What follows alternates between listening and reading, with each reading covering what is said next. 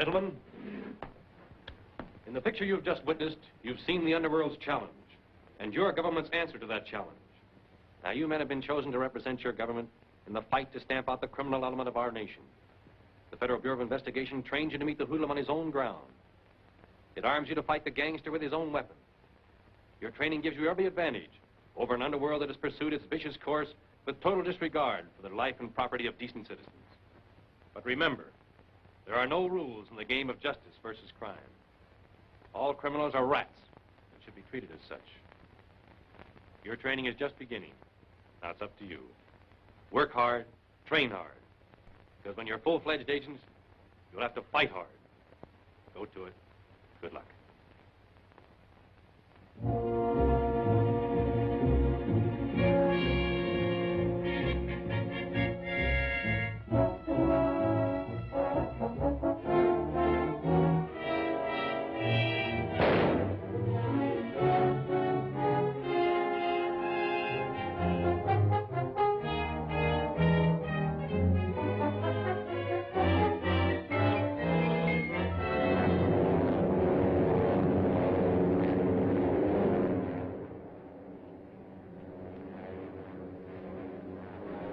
School's over, G-Man. Why, tomorrow you'll be mingling with some of our best criminals. If the director hadn't sent for you to act as our instructor for a few months, I doubt if I'd have made the grade. So you think as a teacher I was a pushover, huh? Oh, no. No, I merely meant that. I understand what you mean, Ron. And thanks for the compliment. But your real teachers are the criminals you're going to run into from now on. They'll chalk up a lesson every time you meet them. And if you don't pass, curtains. 5 years ago, a soft-hearted parole board released one of our sweetest specimens. Since then, he's been mixed up in more crimes than you believe it possible for any one man to commit and get away with. We have very good reason to believe he's hiding somewhere in California with his 5 sons. I understand he rules them with an iron hand, and he's trained them each to be a specialist in crime. Paul Stark. He's one man we've got to get and get soon. I don't care if 50 G-men are arriving by plane tomorrow. I think the whole bunch of you are yellow. No son of mine is going to tell me whether their job is safe or whether it isn't. I make the decisions here and do all the thinking. Don't forget that. Well, I ain't yellow. Give me your gun and I'll bump Dick Tracy. Shut up. Sit down, kid.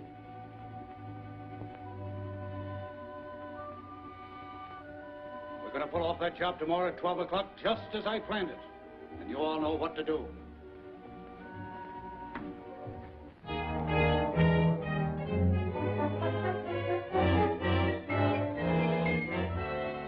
No, sir, Mr. Tracy's not here.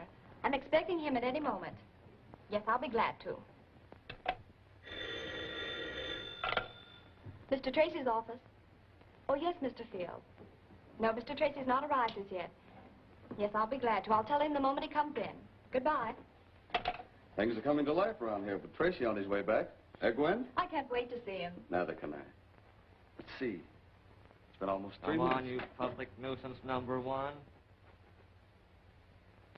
Where's Dick? Yeah, where is he?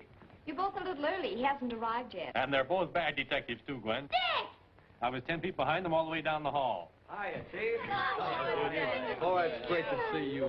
Well, this is what I call a real welcome. I'm glad to see you all. I want you to meet a newcomer, Special Agent Ron Merton. This is my secretary, Miss Andrews. Hello. How do you do? Special Agent Steve Lockwood. How do you do? How are you, Steve? And this is Mike McGurk, Super Sleuth. Glad to meet you. If you ever need any help figuring out things, just call on me. Thanks.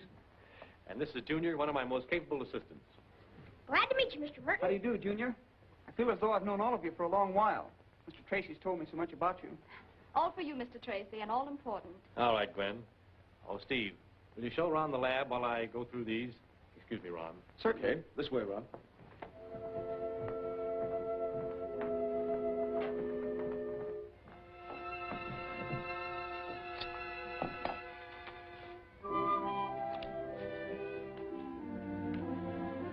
Just file this one. Hello? Dick Tracy speaking. Oh, yes, Mr. Ward. Surely, I'll send an agent right over. Ron. Pardon me. Gee, he sure is a swell guy, isn't he? Yeah, it sure is. Yeah. No time like the present to go to work, Ron.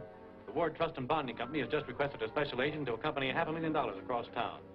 Your first assignment. You'll find the details on this card. Right. I'll pick you up at that bank and we'll take Junior back to school. Okay. Yes, sir.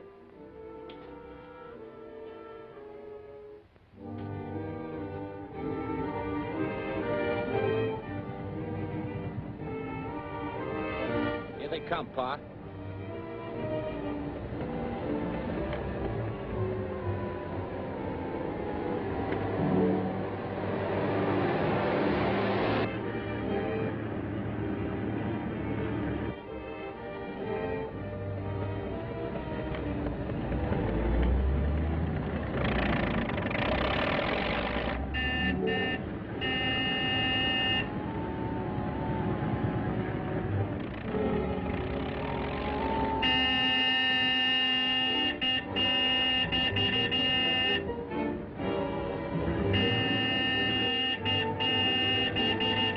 The driver of that van up ahead must be deaf. Yeah, you better turn off this alley at the next intersection.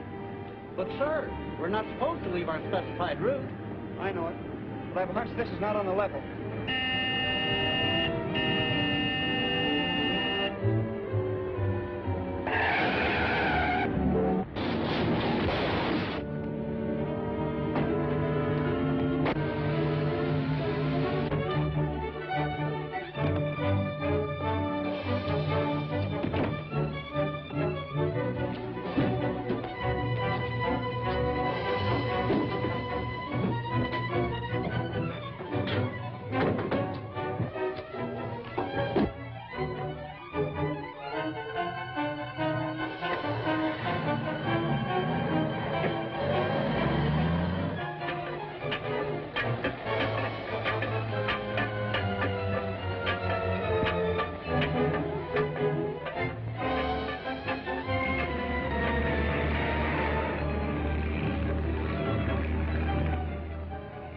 That gas sure finished those guards in a hurry. There wasn't a peep out of them.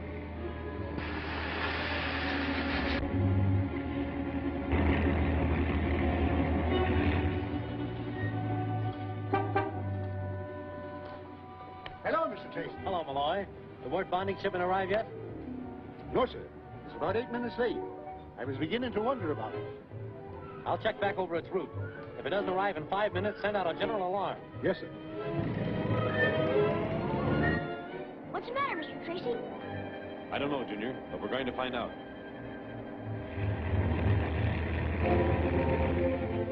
It's almost through. Be careful you don't get a whiff of that gas when she comes open.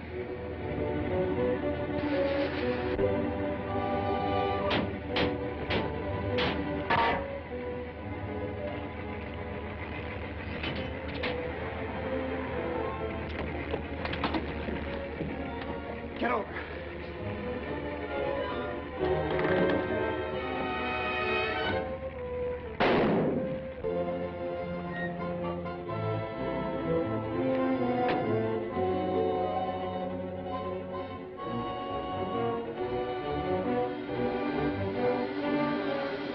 Something is wrong, Junior.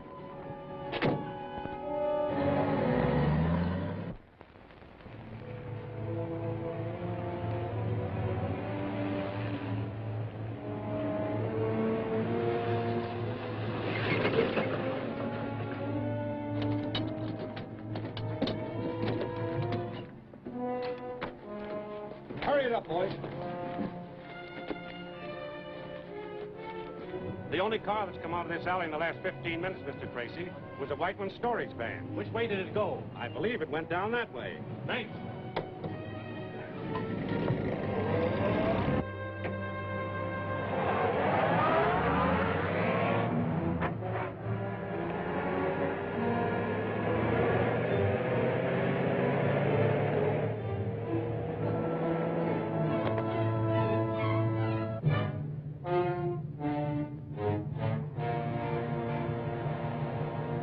That certainly was a nice piece of work.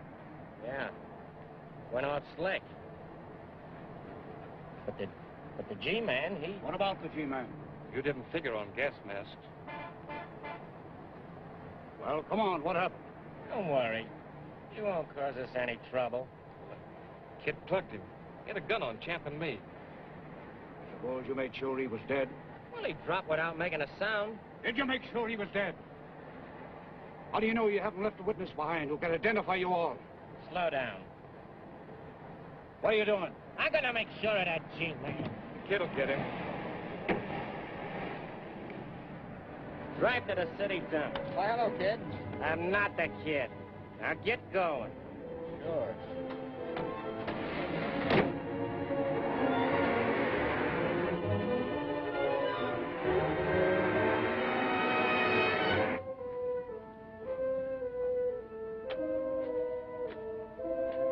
Yeah, just went around the corner, heading in the direction of the city dump. Thanks. Okay.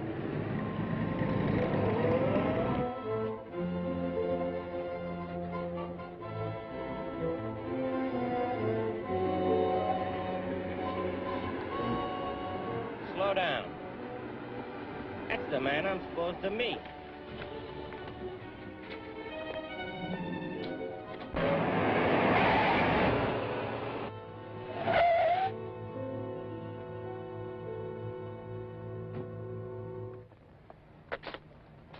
Run. Run. Stay with him, Junior.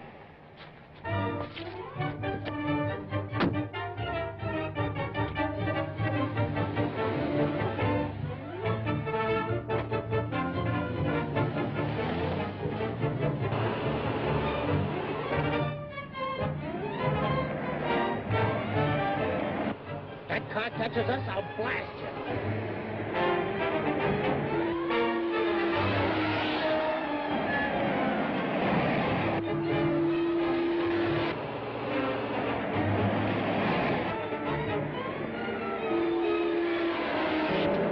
Take that next turn.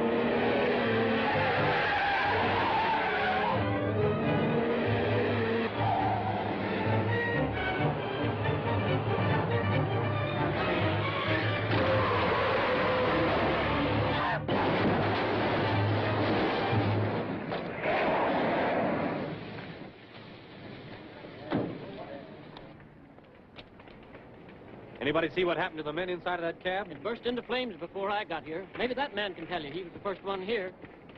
First one I ever seen. I was no more than 20 feet away when it happened. What about the people inside? Poor fellas, they never had a chance. The driver still seemed to be conscious. I tried to get to him, but suddenly the cab was a mass of blazing flames. You live in the neighborhood? No, I live over the other side of town. I just happened to be walking this way today. You know, the old business, looking for a job. Quite a walk. Yeah. Especially with a broken ankle. You'll be needing a doctor to fix that fracture. I tell you, I broke my ankle when I was trying to help those people out of wreck. What did you do with that gun after you shot Special Agent Merton? I never had a gun. I don't know what you're talking about. Make a paraffin test of his right hand. Hello? Lockwood speaking. This is Gwen with the hospital. Hold the line. Mr. Tracy wants to speak with you. We got him into that iron lung just in time. The nerves controlling his breathing muscles were paralyzed by 2 of the bullets. Mr. Lockwood's on the phone. Thank you.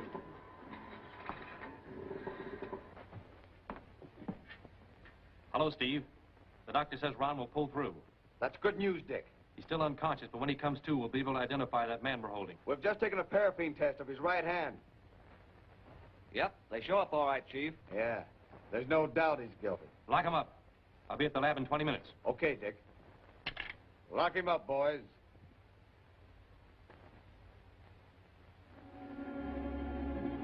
Pa, Dick Tracy's got the kid. He's gonna pin the whole rap on him. What about the other G-man? Still living. They got him in an iron lung over at the receiving hospital. Has he talked? Not yet. He's been out like a light since they picked him up. They'll have a hard time burning the kid if that G-man never talks. He's not going to.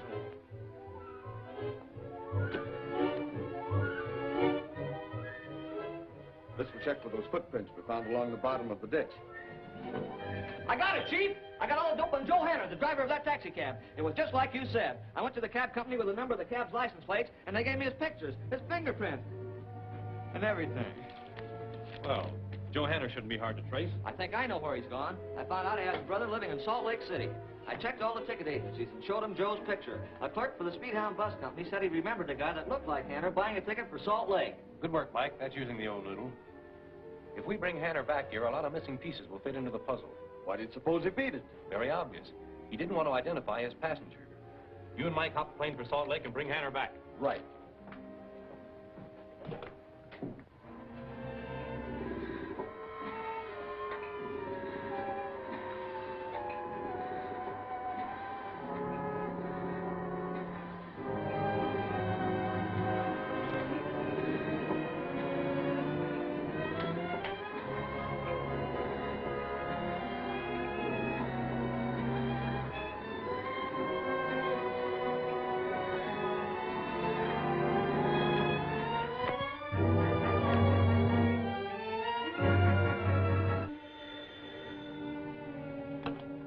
Hello?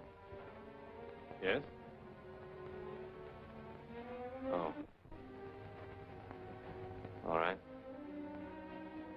Yes, I'll be right over. What's happened? We've lost a great guy, Gwen. Ron's gone.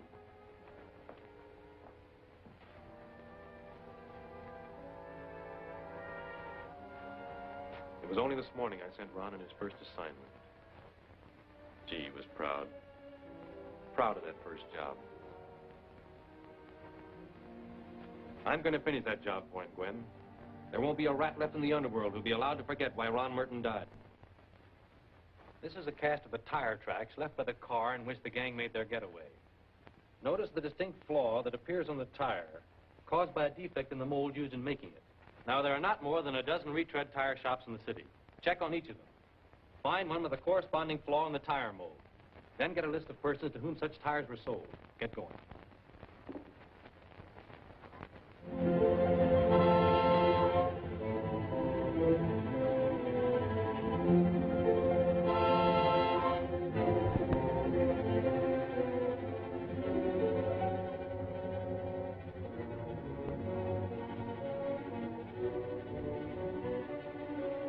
G-men are holding a suspect whom they believe Hanner will identify as the man who did the fatal shooting. I guess it's all up with the kid now. Why, the best mouthpiece in the country couldn't save him. If that taxi driver puts a finger on him. Yeah, if it wasn't for him, the kid would have a chance. They'd have a hard time proving he was in that cab. I've got a plan that'll keep Hanner from ever laying eyes on the kid. Snub, drive straight to the ridge with that equipment. Okay.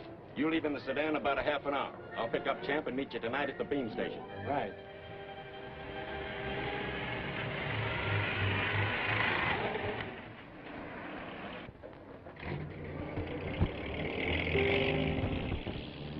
Hello, Mr. Tracy. I've located the shop where those tires are made. 203 South Norman. Wait for me there. I'll be right over. I discovered the flaw you're speaking of after I'd struck off about 3 sets of tires. I had the mold repaired right away. Well, that narrows the search down considerably. What became of those tires? Why, that fellow who owns the electrical shop across the street said he wanted it for some friends of his. So I sold him 2 sets. That's him now. Thank you. We'll question him.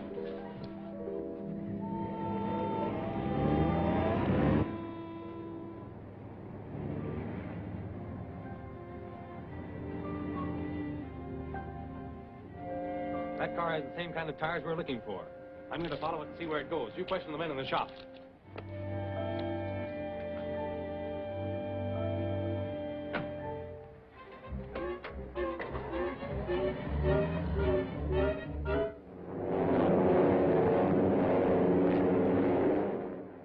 I figured anything was better than getting mixed up with that stock gang, so I lit out. So it was Kit Stark that did the shooting. Yeah. My life wasn't worth 2 cents being a witness to it. Why, they'd have rubbed me out in no time at all. You guys will have to give me plenty of protection until the rest of that gang is rounded up. You'll get it all right.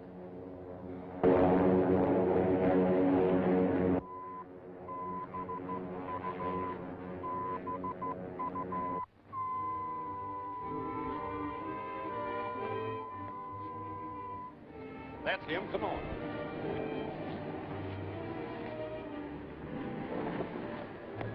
Park the car off the road, Sam. We got to step on it. There's not much time.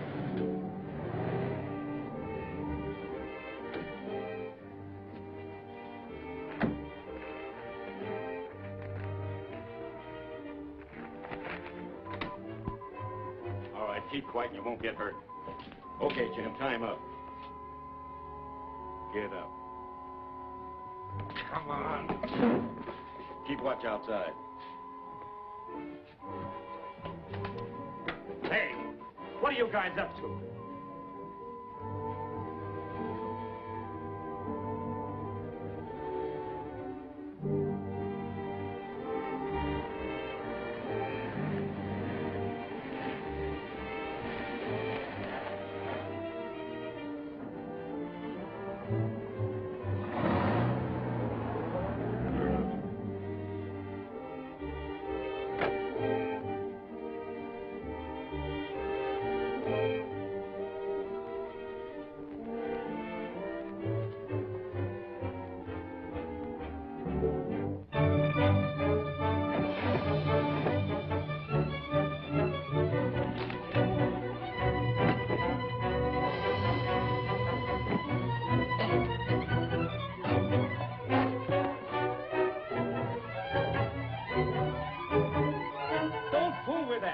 Broadcasting a beam signal. There's a ship in the air coming in on it.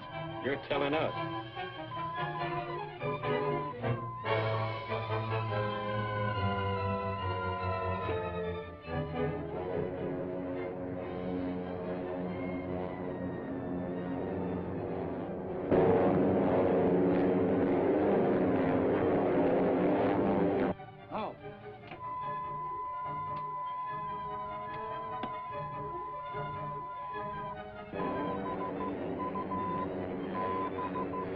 Funny, we were almost off it.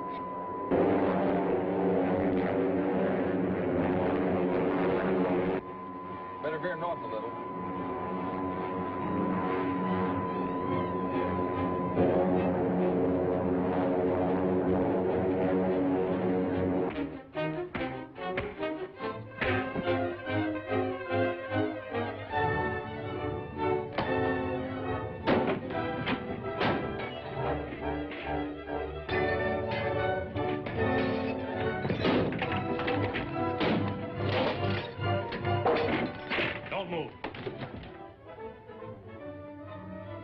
Stick him up there.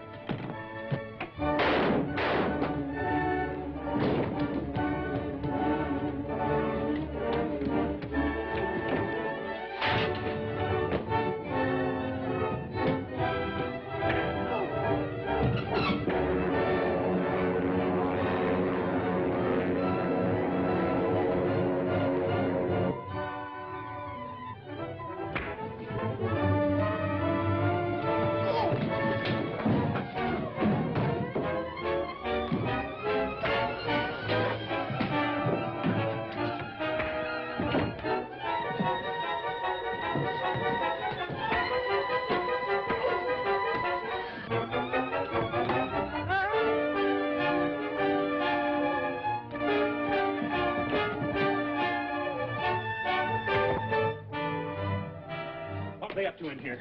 They wrecked the beam, cut it off, then smashed all the equipment. What ships are in the air? Flight 9 coming in from Salt Lake. And there's a low ceiling. They'll need the beam.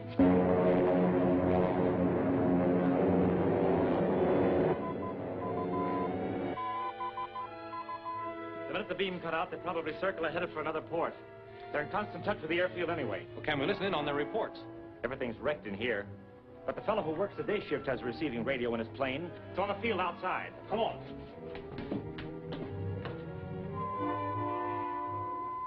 I'll give it 15 more minutes. Listen. Calling Municipal Airport. Flight 9 checking in.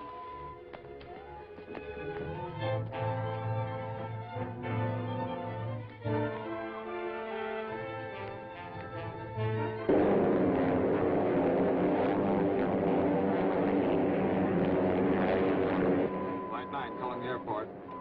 Calling the airport. Flight 9 calling Municipal Airport. Municipal Airport back. Go ahead, Flight 9. Flying at 3,000 feet.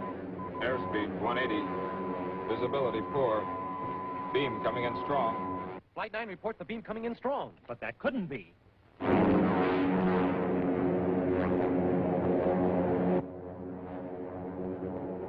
One of them kept looking at his watch, and at a certain time they cut the switch.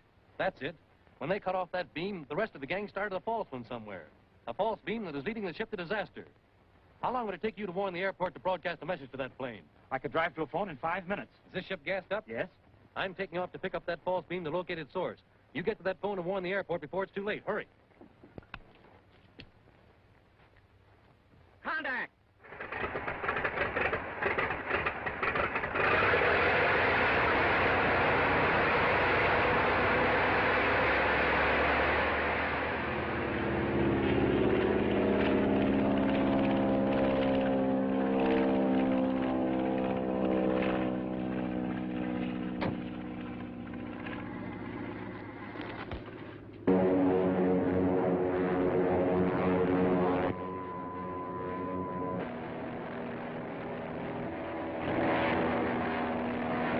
Calling municipal. Flight 9 calling the airport. Come in, Flight 9. Visibility still poor. Figure we've cleared the Coldwater Mountain Range. Beam signal strong.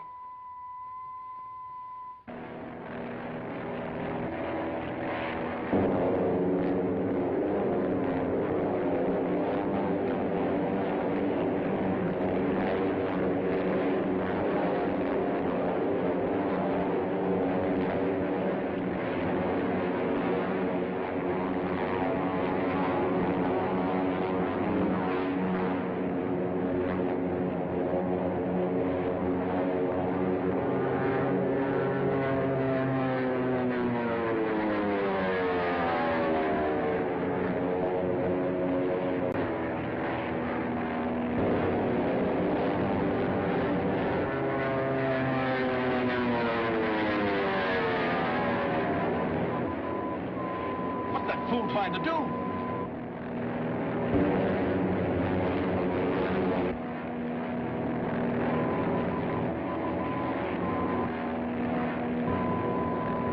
It's Dick Tracy. He's trying to warn us. Right.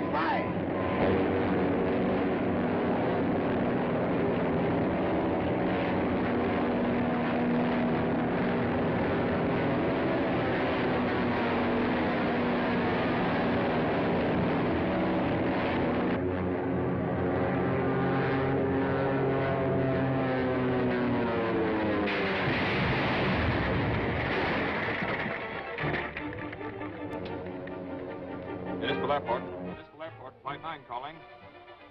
Municipal Airport. Jones answering. Go ahead, Flight 9. Dick Tracy's plane crashed at azimuth north, 48 degrees west. Distance approximately 28 miles from your position. Wreck in flames. Send a rescue party immediately. That's all. Load the stuff on the truck. Stop, drive the truck to town. Right.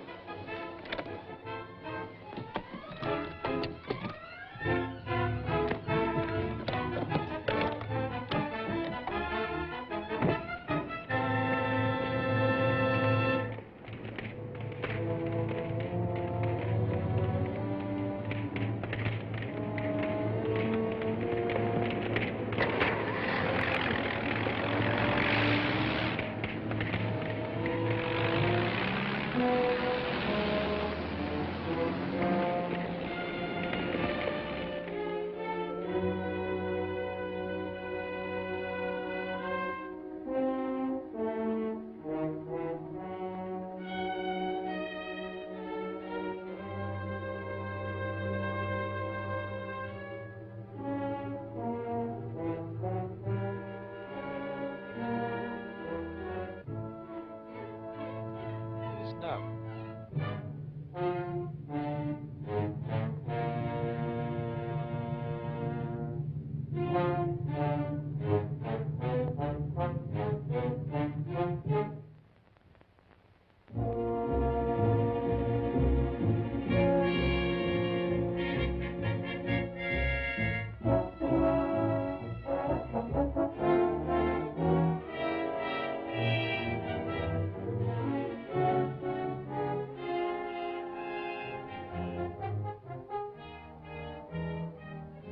match to that fingerprint. It'll do.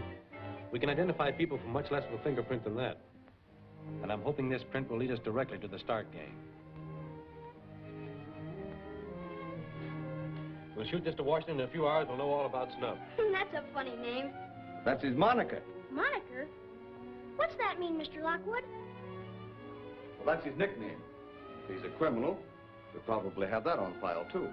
Do the G-men know all the crooks' monikers? Well, most of them. Gee.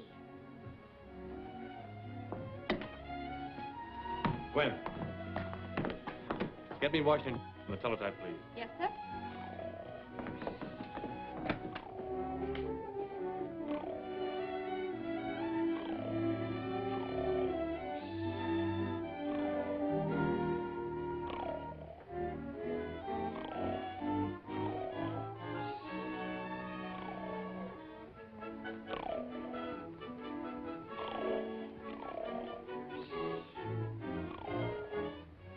Identification Division, FBI, Washington, D.C.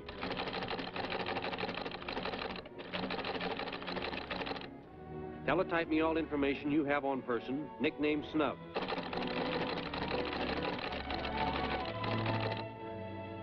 Fingerprint classification. Tracy's car's over in that garage. If he gets to court, he'll pin the whole rap on the kid. Not when this blows up. Okay, when you get it planted, go on back to the hideout. Right.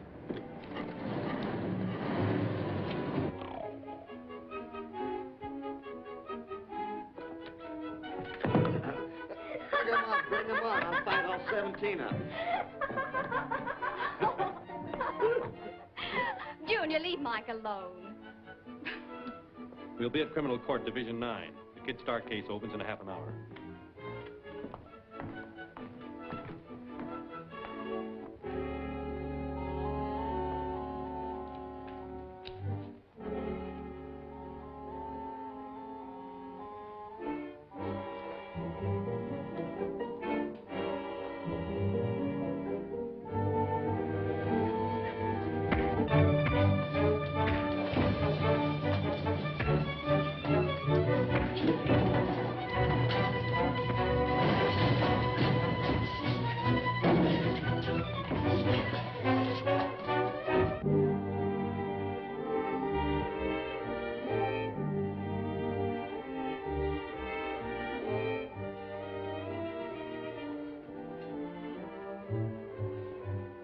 Nice people. Yes. I've a suspicion they don't like me. Look after them, Steve. I've got to get to court. Right.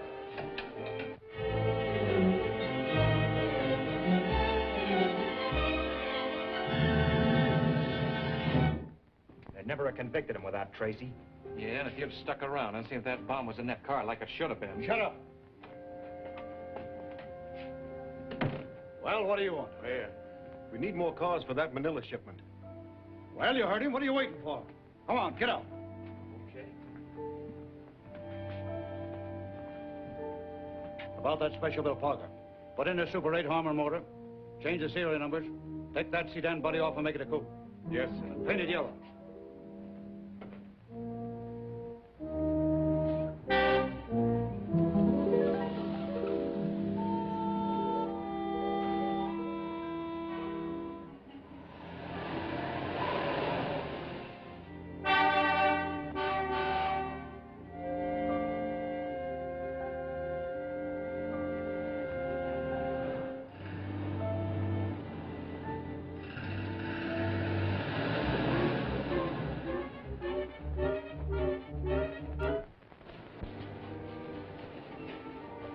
Cool it down, put in a Drake mortar, and paint it a two-tone green. Right.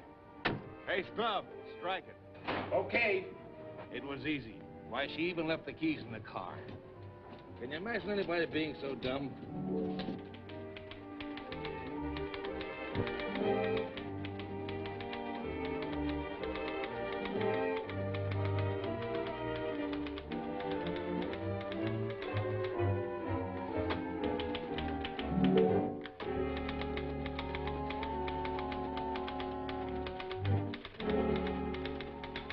Mid-City Garage. Let's go have a talk with Mr. Snub Madison.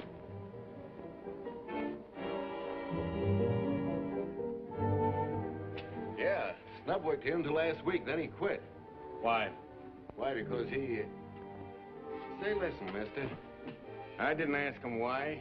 He just checked out, that's all I know. Let's go, Steve. Thanks.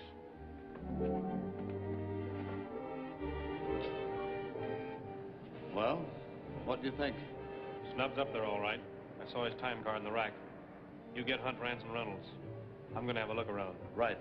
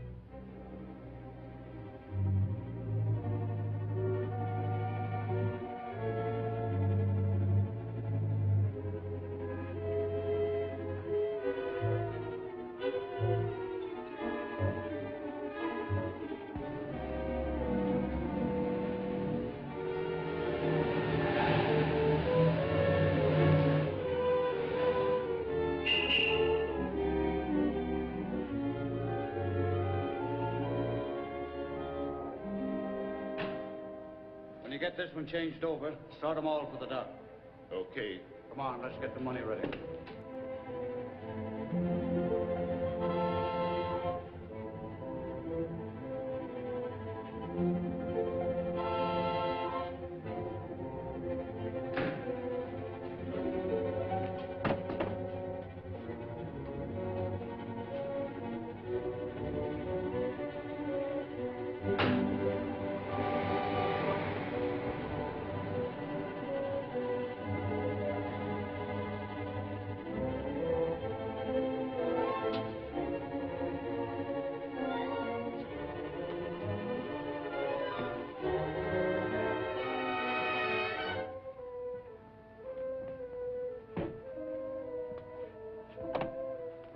$500,000.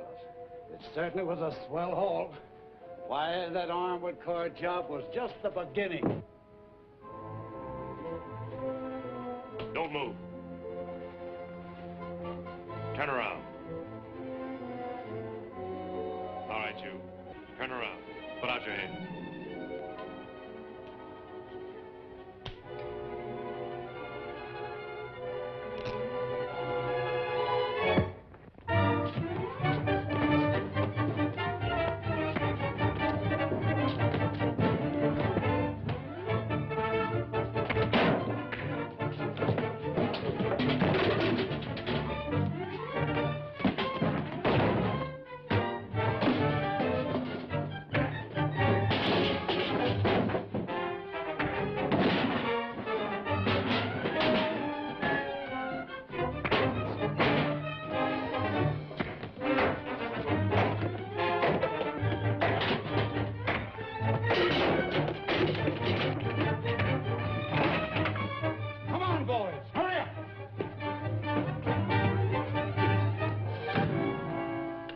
What's the idea?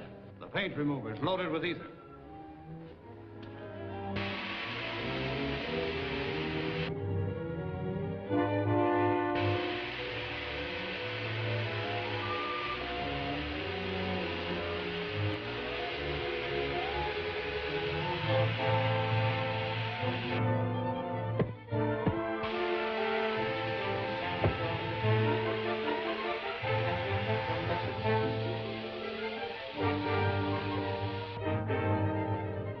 Look out, he's going to shoot.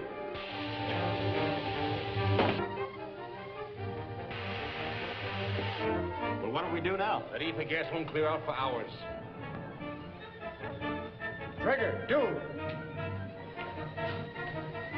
Do, pull that car over the head of the ramp. Don't let that gas get you.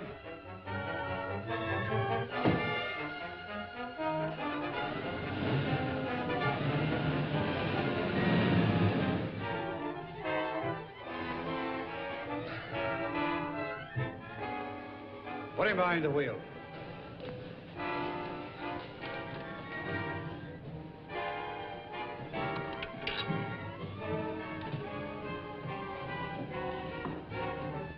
Ramp the wheel over and get out.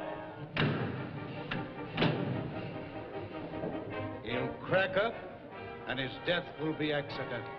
Shove it down the ramp.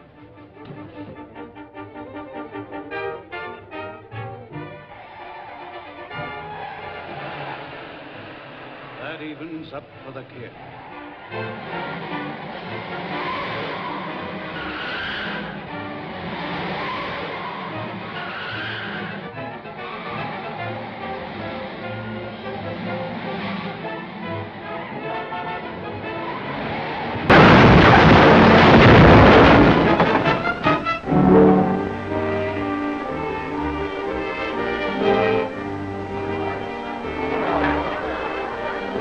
Are you all right, Dick? Yes. The Starks. They're on the 6th floor. Come on.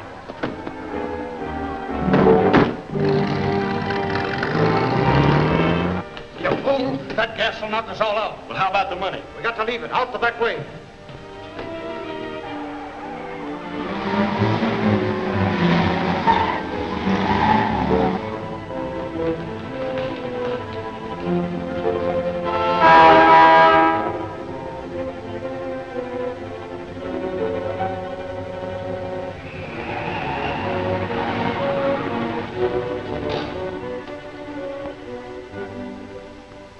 Hand me that gas mask. Come on.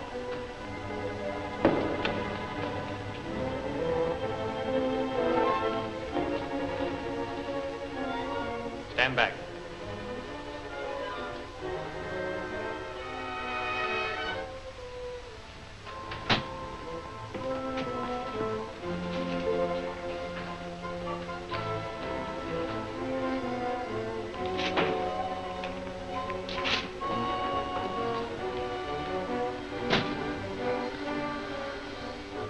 Money Ron Merton was guarding when he was shot. That wall's a fake. There are machine shops on the other side. We'll break it down. They'll be gone before we can break through. They're bound to leave clues. We'll fingerprint the place and take their files and correspondence. You men bring the money. Come on, Steve.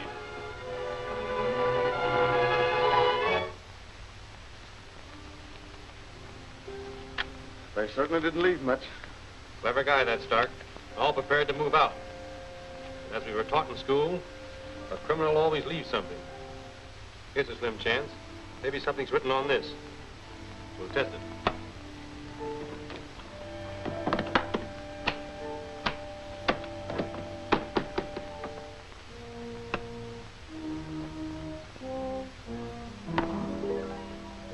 Thank you.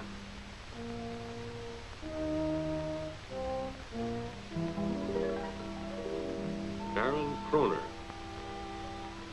He's a spy, isn't he? Worse than that.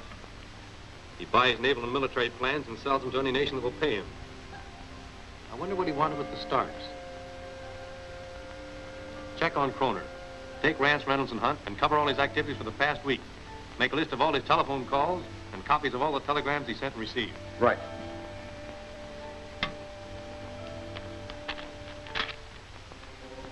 Just why do you want this radio control, Baron? Because the radio control installed in the new Army tank represents the outcome of 10 years' experiments by the finest brains in the United States Army. A military development of the utmost importance. What about the guards, Kroner? They'll have been disposed of. The car that the tank is being shipped into the coast will be sidetracked at Perlita Junction about 2 p.m. The rest is up to you. We'll have the radio control for you before evening. Excellent. The powers I represent will pay you well for its safe delivery. But, gentlemen, remember, I expect results. Good day. Baron Nikolai Kroner, Shore Hotel, Los Angeles. As per your instructions, the farm machinery on train 74 will be shunted onto siding at Perlita Junction about 2 p.m. I checked with the railroad, and there is no farm machinery on train number 74. Where is Perlita Junction? In the mountains near Lone Peak, only a small switchback. Gwen, call in Hunt, Rance, and Reynolds right away. Yes, sir. By 2 p.m., we'll all be at Perlita Junction.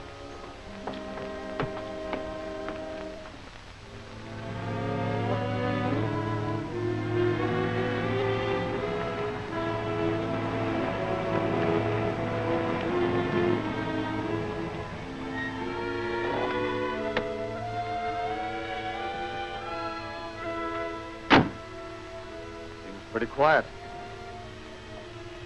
Right on time. Wait here.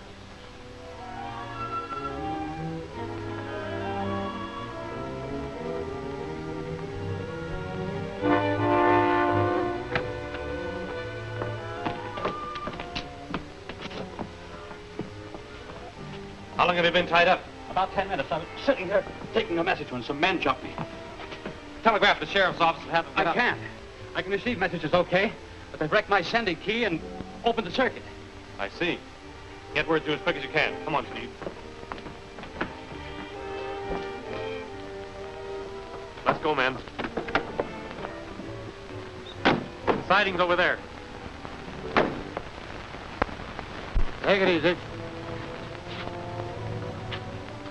Hurry it up, boys. We'll drive her down to the ravine. We'll need time to take that radio control out of her.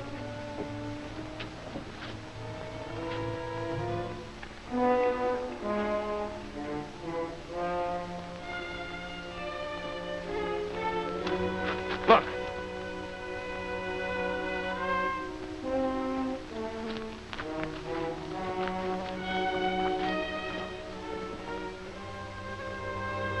I get it now. They're after the new Army experimental tank. Stark! Stay where you are. It's Tracy! G-men! Let him have it!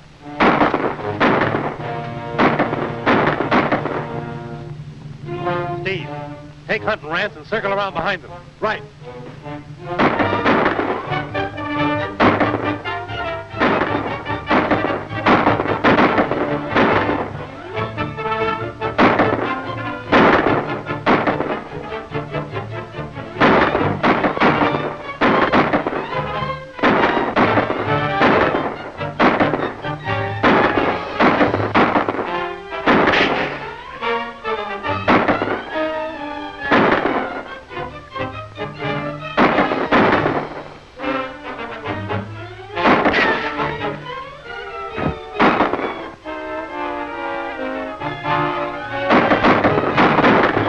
Here.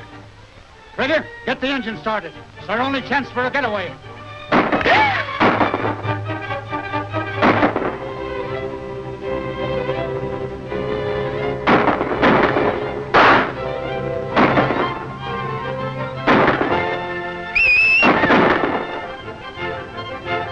Come on, boys!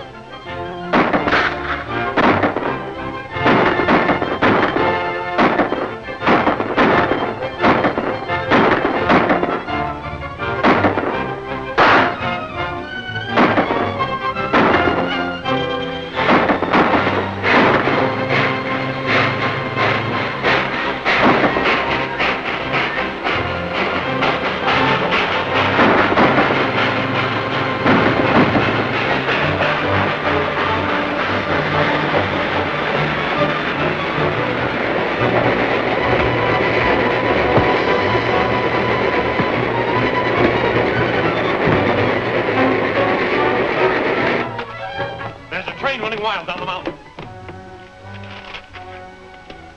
Number 19 coming up the grade right now. It's a passenger train. They'll hit head on. Isn't there a switch off halfway down? Yes, but I can't get word through. Lockwood, he's on that train. Steve? Keep trying to get through. McGurk, you stay here. The rest of you go down the road and see if you can find the Starks. I'll cut across country in the tank. Right.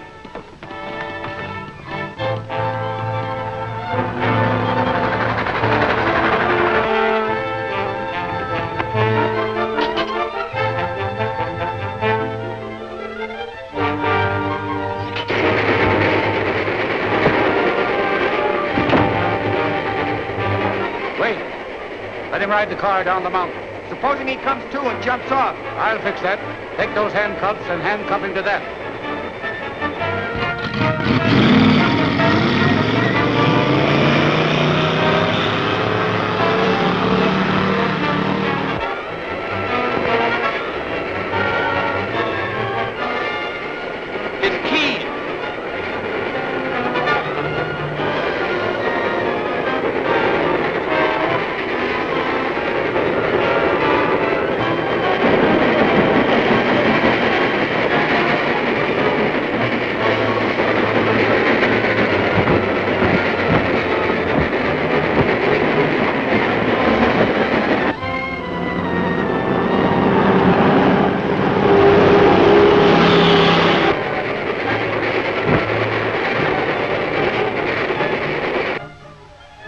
This may do it.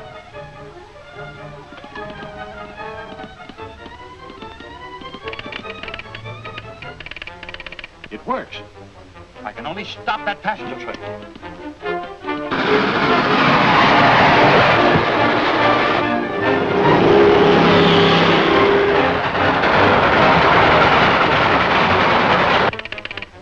Too late. Number 19's already gone through.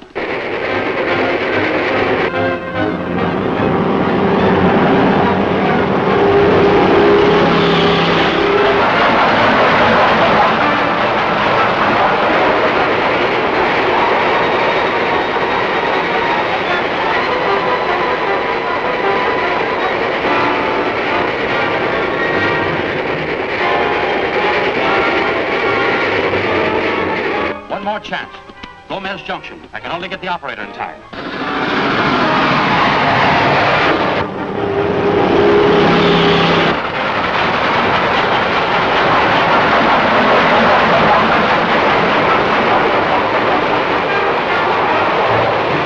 Steve's on that train. He may be killed.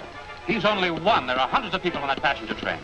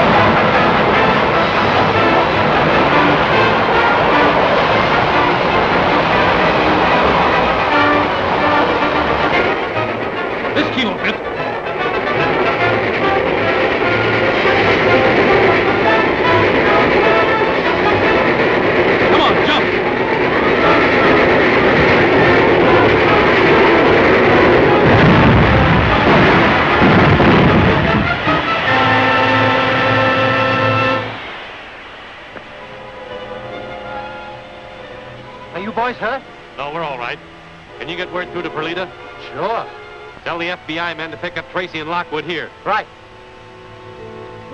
No use looking further for the Starks. Let's go.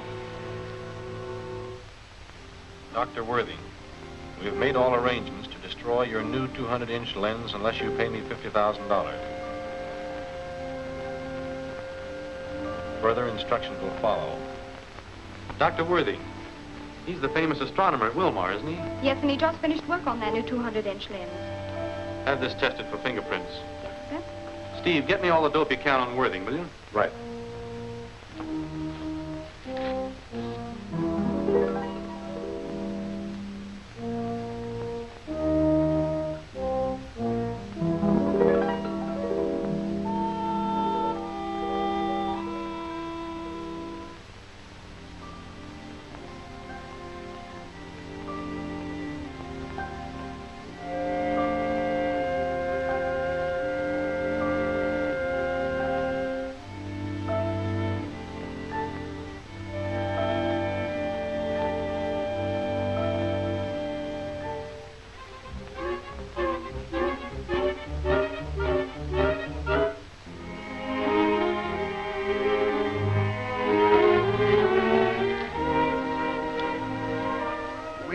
mercy. We cannot move the lens. It would take a week even to load it onto a flat car.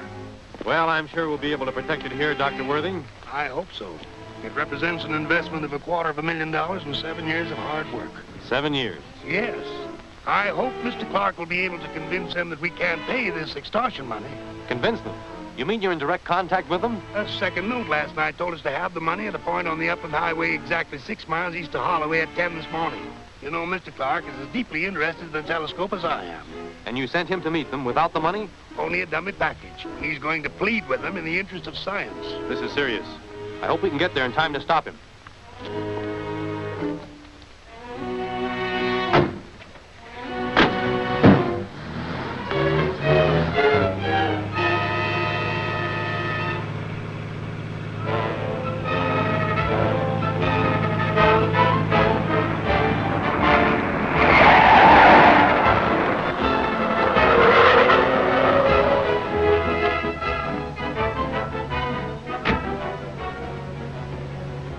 Move over.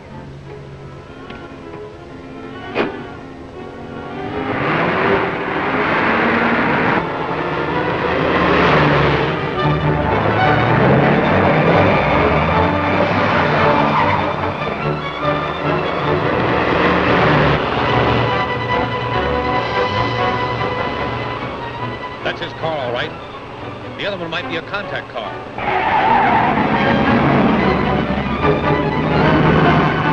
Let's get it.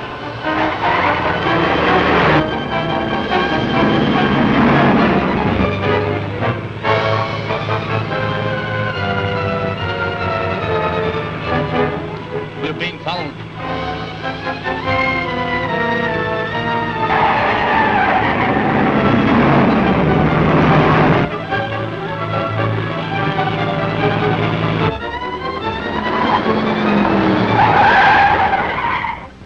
In the other car.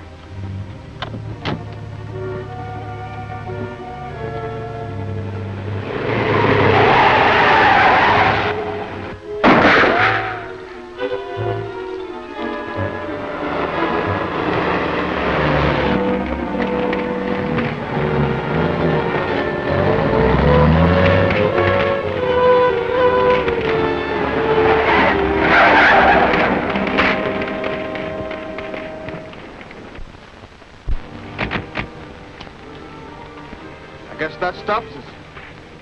Yes. We'll get back to the observatory and help guard that lens.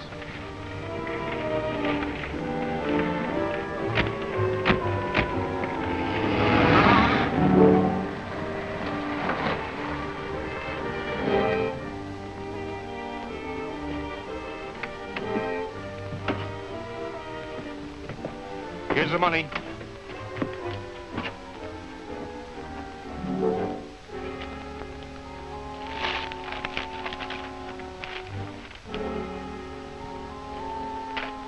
Very clever, aren't you? I expected you'd try an old trick like this, so I had you brought here. You're going to write a note to Dr. Worthing explaining how important it is for him to come through. My reason for coming was to explain... Forget the explanation. We want cash. That's just the point. All of our available funds have gone into building this new telescope. We can't pay you $50,000 or any part of it. He can pay it if he has to. Look that over.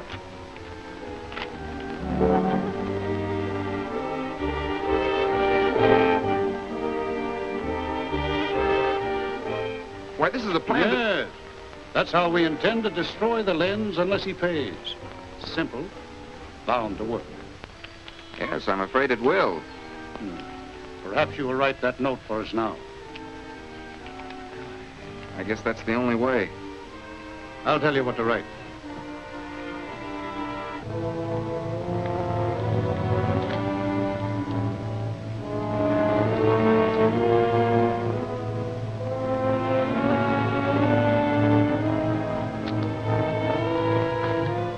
Don't worry about Clark, Dr. Worthing. If they planned to kill him, they would have done so when they first found him. I hope you're right, but I'm still greatly concerned. Meanwhile, I suggest that you close the place to all visitors. The crowd's already gathered for the afternoon lecture, and I hate to disappoint them now. Wouldn't it be all right if I just run through this one lecture and then close up? If you do, it's on your own responsibility. Doctor, I found this note pinned to the lens house door.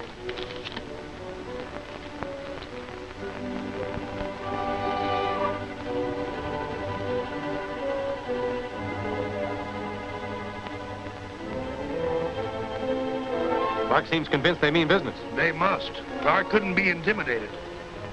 It's 2:45. I suggest that you finish your lecture and get everyone out of here as soon as possible. Yes, I'll hurry it through and we can have everyone waiting here by 3:15. Meanwhile, I'll make sure no one gets near that lens.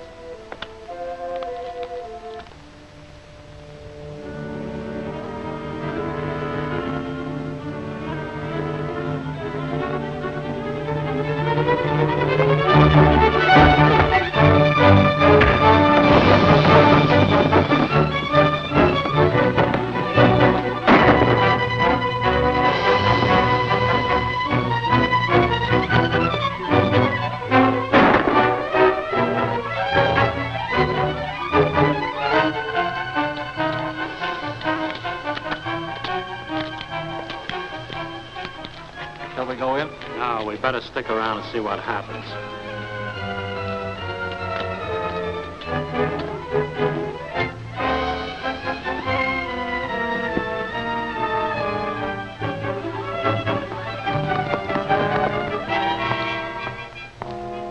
Most peculiar, Mr. Tracy.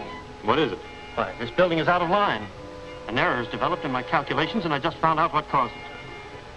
I finally discovered this building had sagged and so my instruments out of line. These foundations certainly seem solid enough. Oh, they've been standing solidly for years. I can't understand it.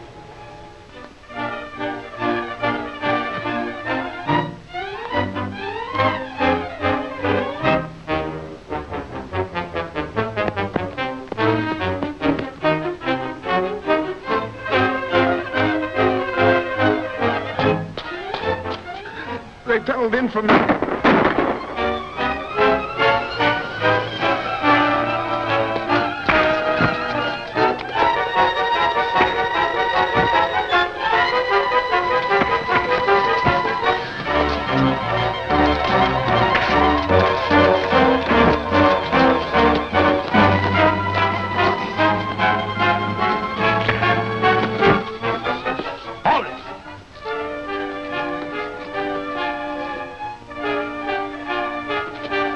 Fred, take care of them.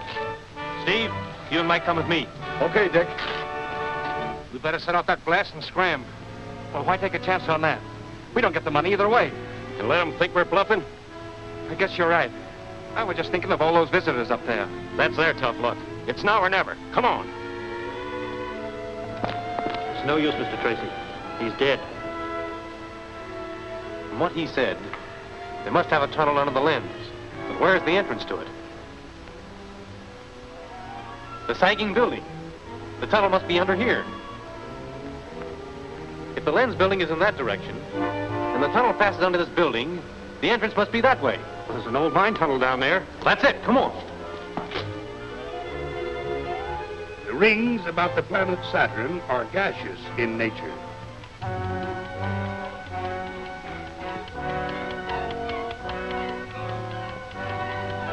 Hurry it up. That only gives us 5 minutes.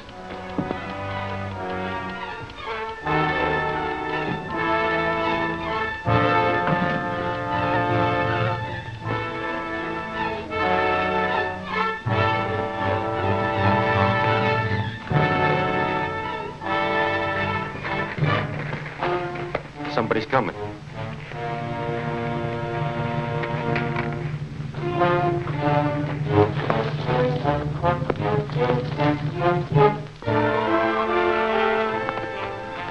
This is it. Stay here, Mike. Come on, Steve.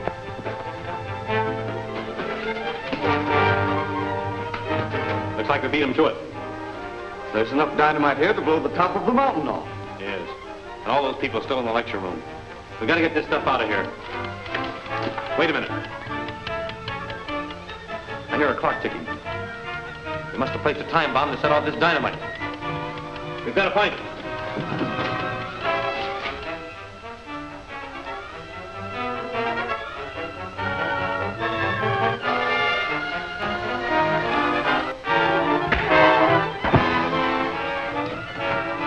Let him go.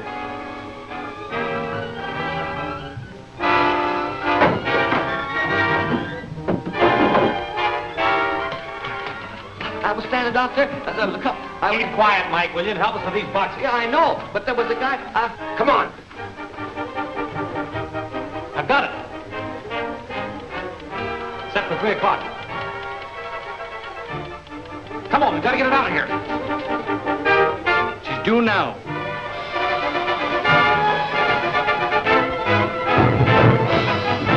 It's locked.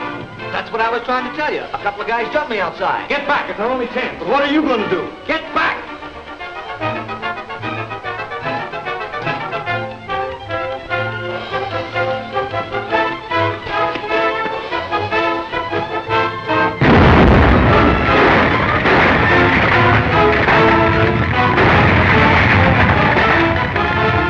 Let's get to the plane.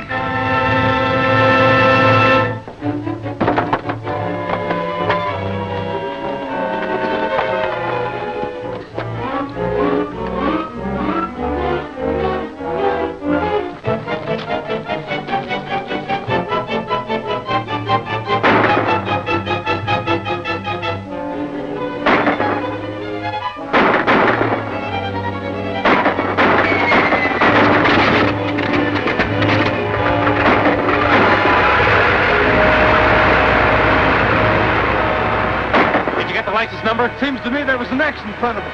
X means experimental. Must be an experimental plane.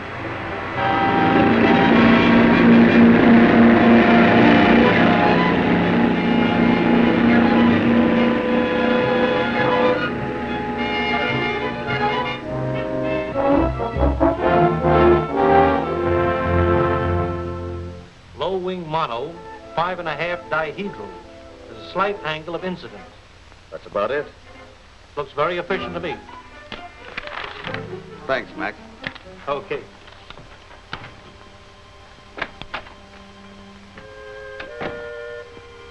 Here we are, Dick. How does it look to you? That's the way I saw it. Right to scale. Look familiar, Mike? Yeah. Call the National Aircraft Company, Gwen. Now we'll find out who makes this plane and trace it down.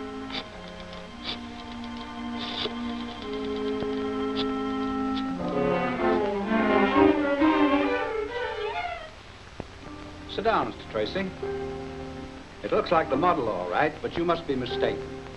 The plane you saw simply couldn't have been the type. Why, only 4 of these planes were ever made. 1 was wrecked during a test flight. The other 3 have never been flown. Well, we must be mistaken, Dick. Thank you very much, Mr. Carston. We're making a test flight with our number 2 ship in a few minutes. Of course, these are designed for the government, but as government men, you're very welcome to view it. Thanks. We'll have a look. Come with me.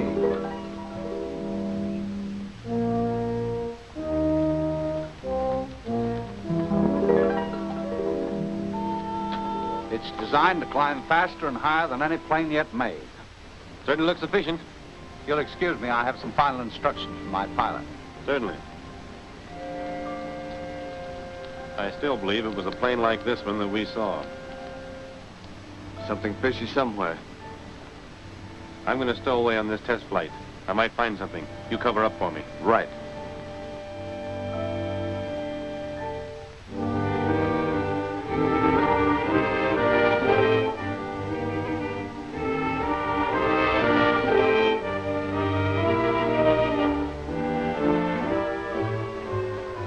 This is Brand, our test pilot. Mr. Lockwood is from the Federal Bureau of Investigation. How do you do? Howdy. Where's Mr. Tracy? Why, he had to leave. Left his thanks for your courtesy. I'm sorry. Well, Brand, all set? Yes, sir. Plenty oxygen? Fresh tanks? Shoot okay? Yes, but I don't think I'll need it today. I hope not. Well, off you go. Good luck. I'll do my best, sir.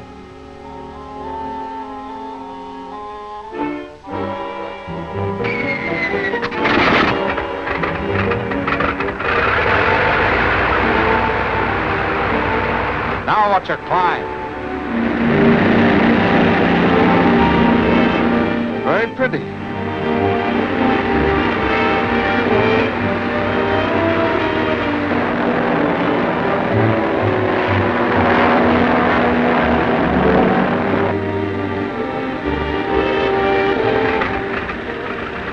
Here he comes.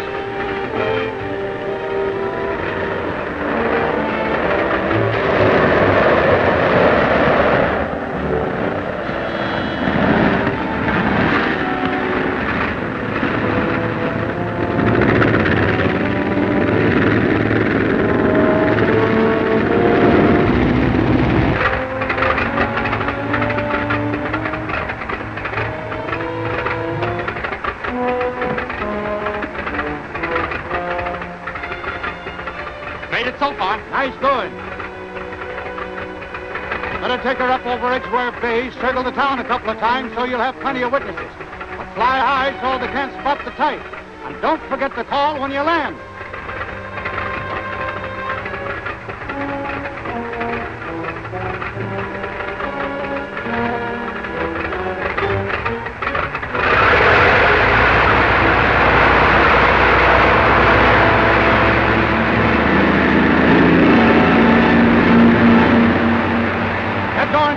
Tell Wade to dismantle her right away and load her on the truck.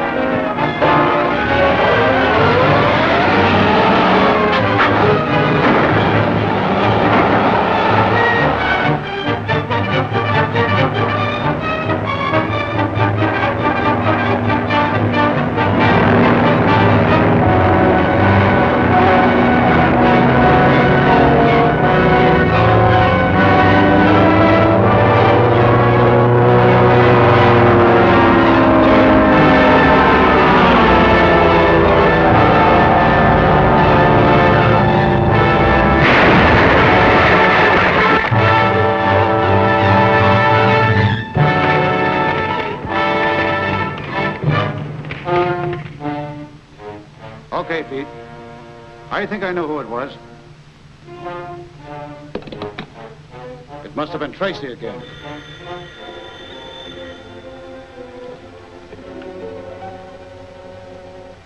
It's Brand. Everything worked perfectly, just as planned. Yes, listen. We're pretty sure that Dick Tracy was in your plane. Dick Tracy? Pete discovered him. There was a fight. Leave it to me. I'll lie like a trooper and put Tracy right on the spot. Right.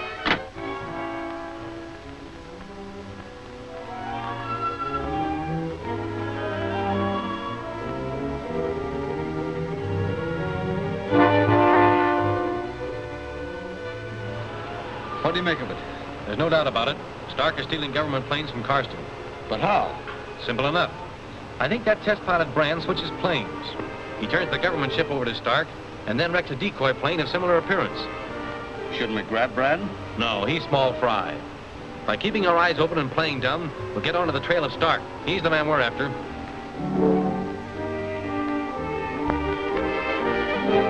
It all sounds very irregular, but I've assured Mr. Tracy that there must be some logical explanation. There is. You see, I had just passed 16,000 feet. Everything going beautifully when I discovered a leak in the outside oil line. Union's too light? That's it. We'll double the size in the other models. So I spot a good open field over near Sierra Bonita, and I sat down to fix the leak. But the two mechanics there, were you expecting trouble? Of course not. A private plane from Glendale made a forced landing there this morning. Those two mechanics were sent out from the factory to get the ship going. They were just starting back in their car when I dropped down. There, you see. With their help, I fixed the leak in a jiffy, and was just about to take off when I discovered Mr. Tracy hiding in a tail. Did you see or hear anything that conflicts with Brand's statement? No. I couldn't see from where I was, and the roar of the motors. I'm afraid, Mr. Tracy, that your imagination ran away with you.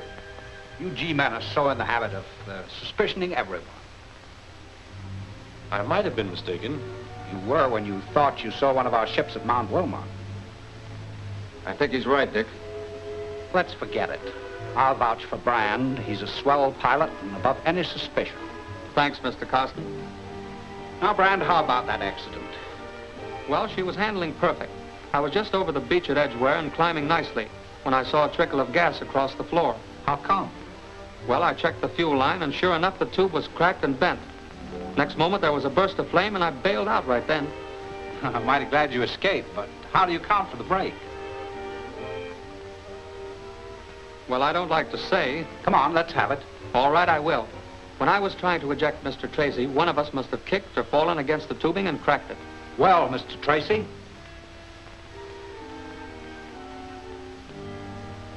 I was assigned to this case, Mr. Karsten, and I've got to follow it through.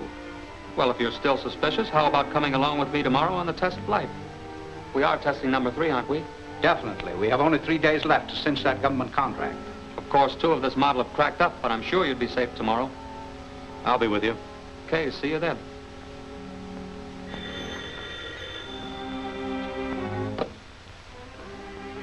Grand.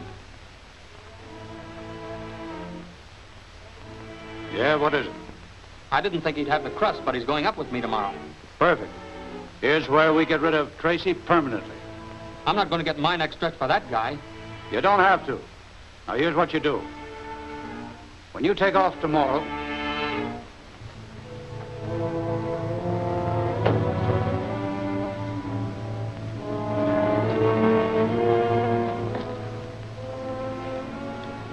What's this? Ordered 2 full tanks of oxygen. Want to be sure we have plenty. That's right. Can't have anything go wrong today.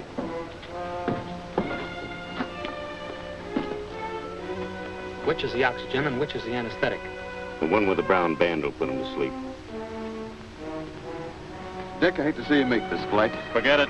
It's all in the day's work. Happy landing. Right. We're waiting for you, Mr. Tracy. All set.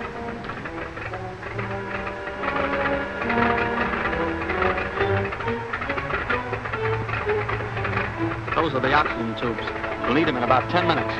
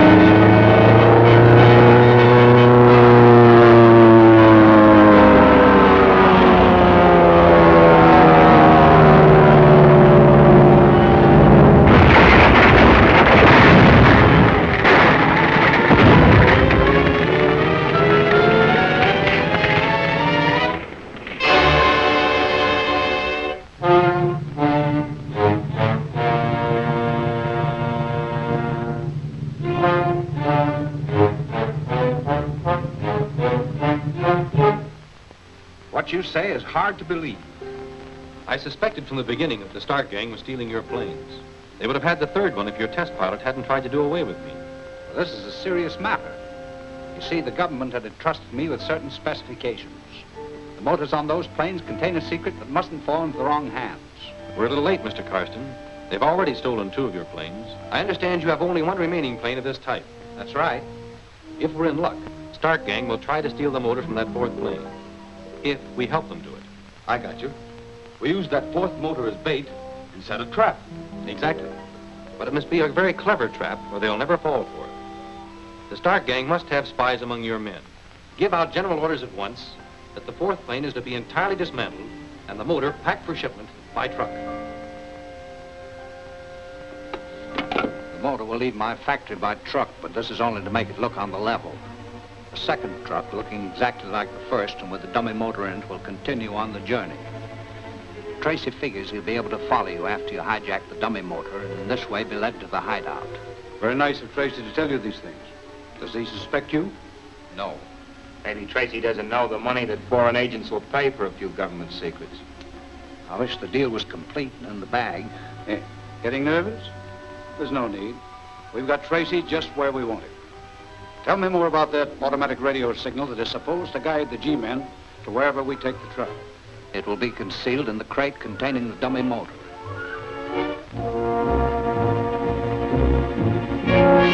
This automatic radio signal will be started the moment the truck is stopped. Your job, Gwen, is to take the direction readings as we broadcast them into you. Triangulate them on this map. That way, we'll always know the truck's exact location. Now, I've got to go. This thing has to be crated and put aboard the truck. Good luck, Steve. Thanks.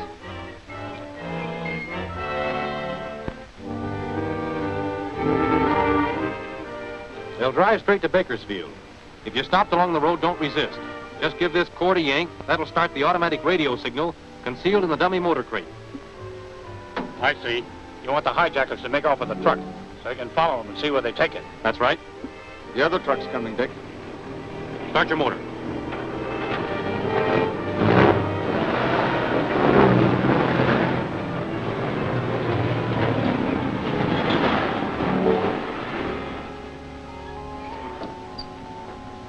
So far, so good, Mr. Tracy. But the real motor is in this truck. I don't want anything to happen to it. I'm going to ride with it to the government warehouse. That's a good idea. Come on, Steve.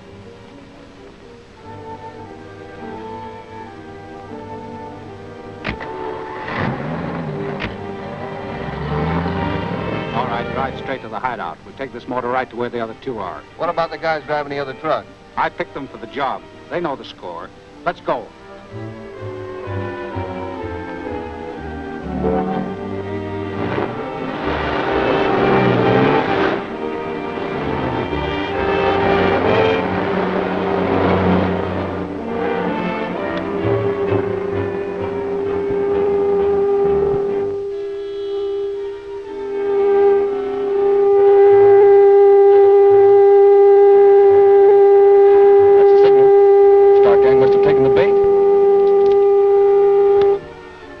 Tracy calling.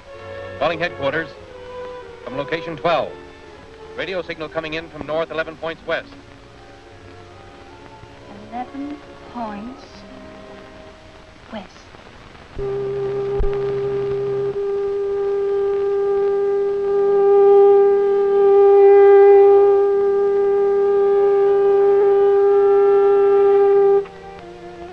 Stanton from location 3. Signal's coming from west, 20 points south.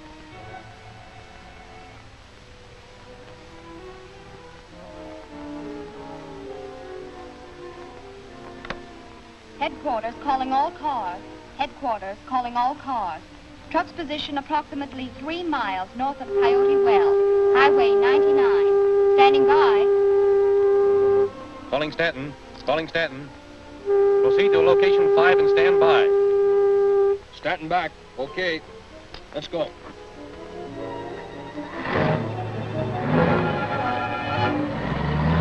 We better head north.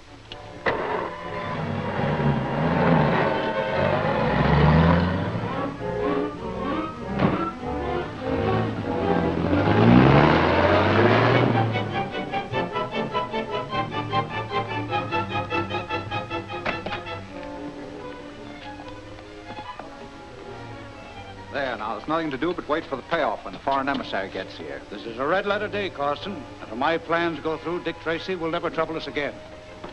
That truck should be entering Dorman Canyon with the automatic radio signal on it about now. Here comes the truck.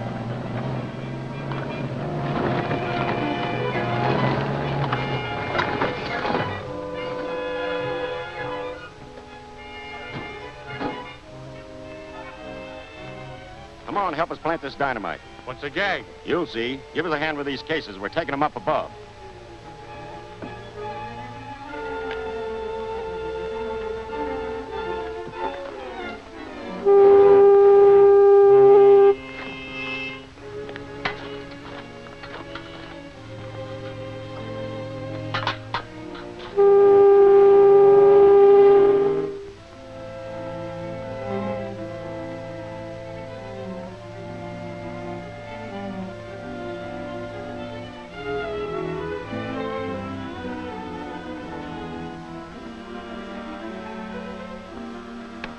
Calling Tracy. Calling Tracy. The truck is stopped in Dorman Canyon. Dorman Canyon is midway between Hammett and Tartan City. Okay, Gwen. Stand by. Calling Stanton. Calling Stanton. Proceed to Dorman Canyon. We'll meet you there. That is all. Message received. Cut across to the ridge route.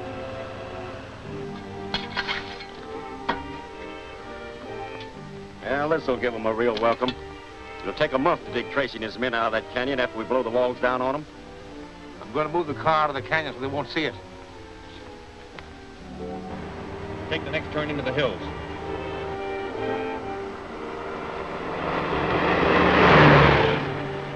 Well, the G-men ought to be along any minute now. You two stay here, light that fuse when I give you the signal, then clear out. Right. Come on, dude. We'll watch for him.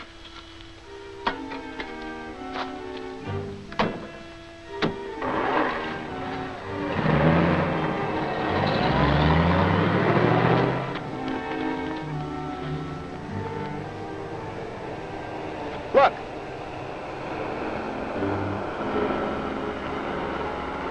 That's the first of them, all right.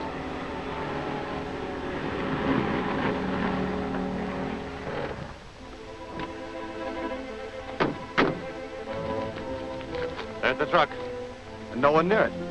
Let's find out. No, wait. I don't like the looks of things. Dick.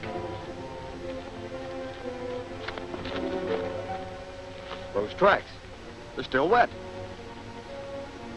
There's something fishy about this. Think it's an ambush? It might be. Lay low and wait for Stanton and McGurk. I'm going to see where these tracks lead to.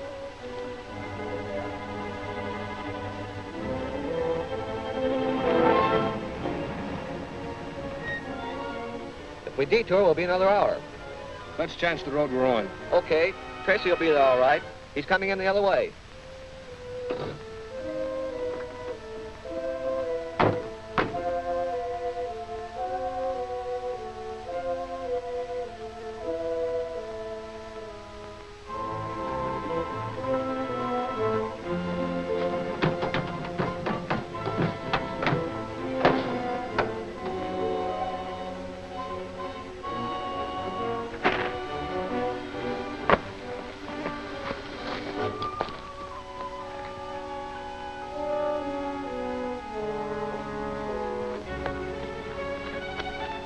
There's the truck. I wonder where Dick Tracy is. He'll be along. Let's investigate.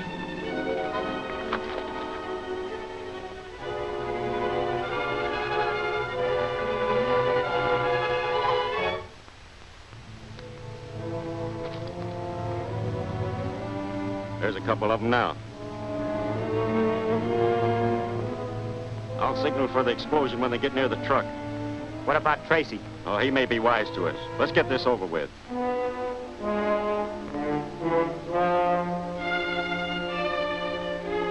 Gonna blow it? What do you think?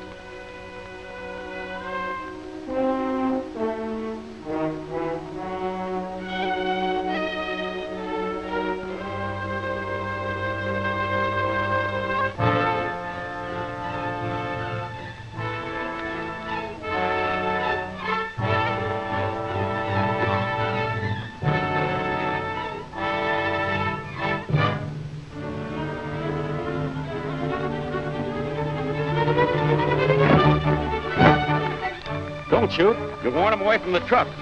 Stay here.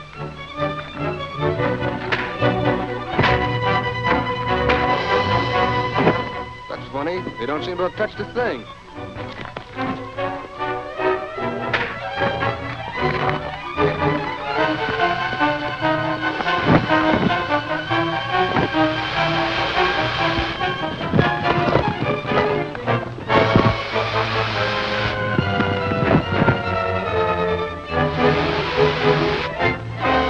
Tracy hasn't got a chance. Mike! Ben! Get back!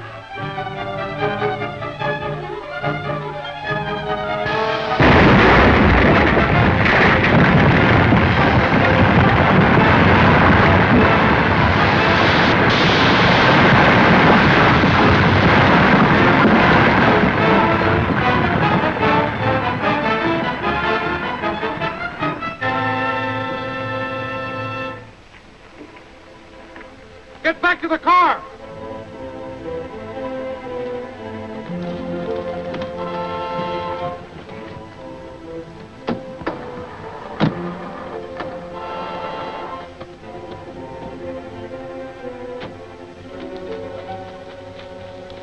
Let's go.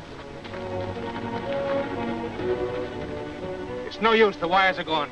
Look, there's a G-Man's car. Let's get it.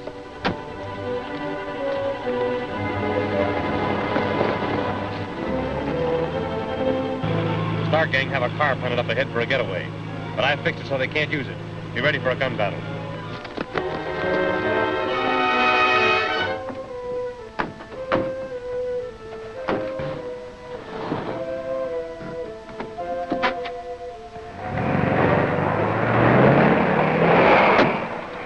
That's our car. Steve, broadcast a message to the Highway Patrol. Give a description of that car and tell them to cover all roads. Right. Stan McGurk, you come with me. We'll check for clues in their car.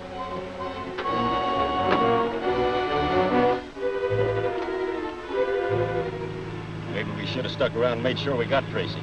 I don't think he ever got out of there. Looks like a clean getaway.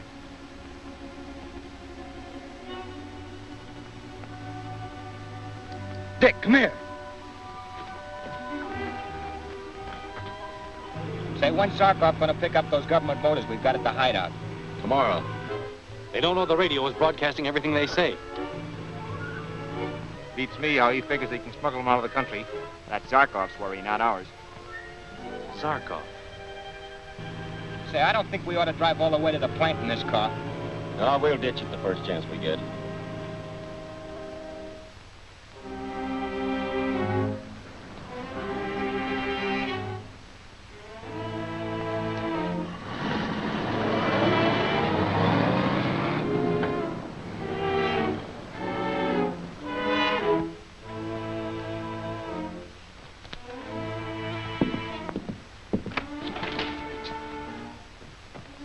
Ah, Mr. Zarkov. Have you the motors? Yes, 3 of them. Fine. The secret of those motors are worth a fortune to a certain country I know of. Yeah, well, how are you going to get them out of the country? That's where my business comes in. My scrap iron business. Washington's report on Zarkov. It just came in. Boris Zarkov, international foreign agent and mercenary spy.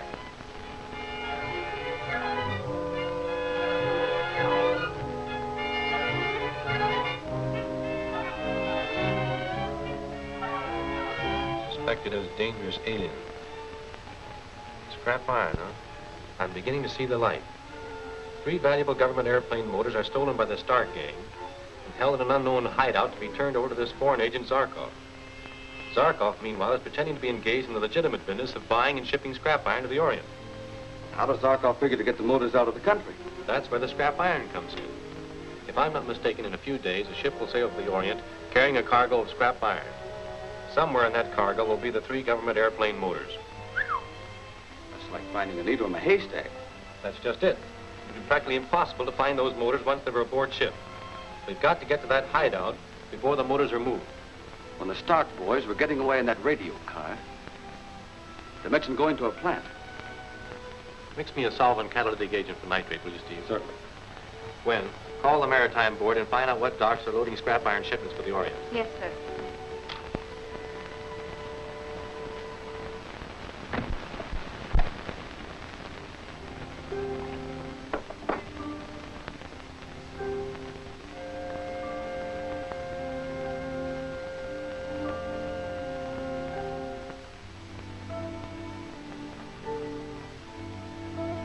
Just as I thought, phosphate. That car we captured from the Stark gang has been kept at times where there was a lot of phosphate. They tracked it in on their shoes when they got into the car. Phosphate? That's what the farmers use for fertilizer, don't they? That's right. There's a tramp steamer Pier 40 sailing for the Orient day after tomorrow with a load of scrap iron. Good. Now find out the name of the trucking company. I've already done that, Mr. Tracy. You have? I tell you, Steve, the day of women special agents is just around the corner. And what is the name of the trucking company, Little Miss Intelligence? Trendle, 358 Pier Avenue. Swell. Yes, we've been hauling for a man named Zargoff. Scrap iron. Where do you make those pickups? Oh, different places. We were 2 days clearing off a junk car lot. Today we are bringing back several loads of scrap iron from a railroad yard. Obsolete iron wheels, cables, old boilers. I see. Tomorrow the job is finished. Just 2 truckloads of old machinery from a broken-down fertilizing plant. Fertilizer plant. That's what I'm looking for. Now, Mr. Trendle, I want to ask your cooperation in this matter. Sure, anything. Tomorrow, when your trucks leave for that pickup, I want to be on... A couple of trucks are coming here. Let them in.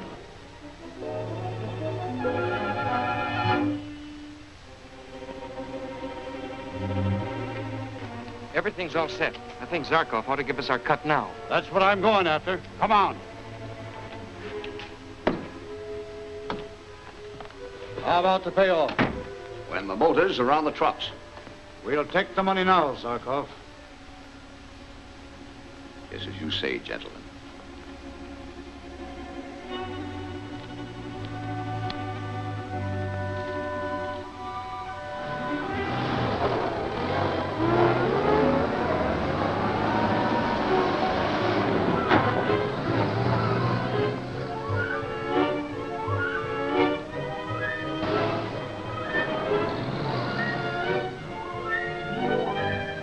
Where do we make the pickup? Right around the corner. The boys are waiting for you.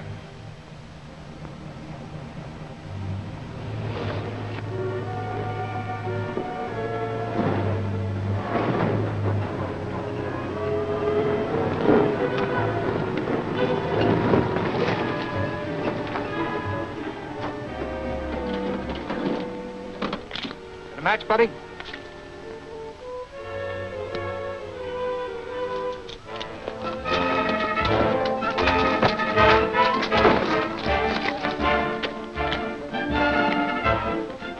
You two stay with them.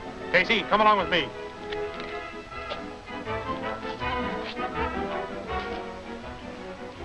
The trucks just pulled in. They're paying off inside. You better get your cut. Okay.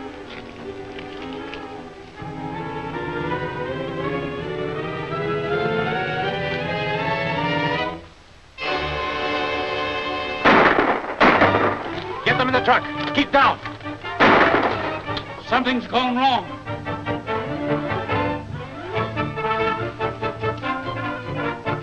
Come on, boys.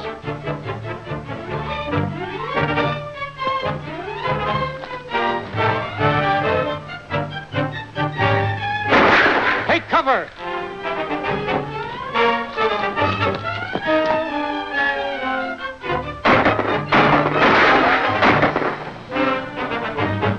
Take cover.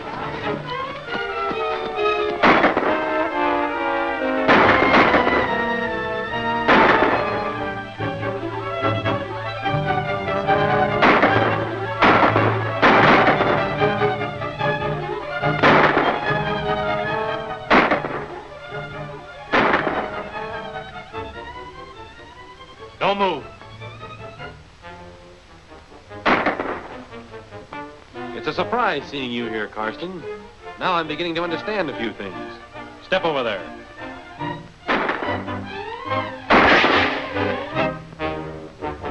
We can't get at him. I'll go up on the roof where I can pick them off one at a time.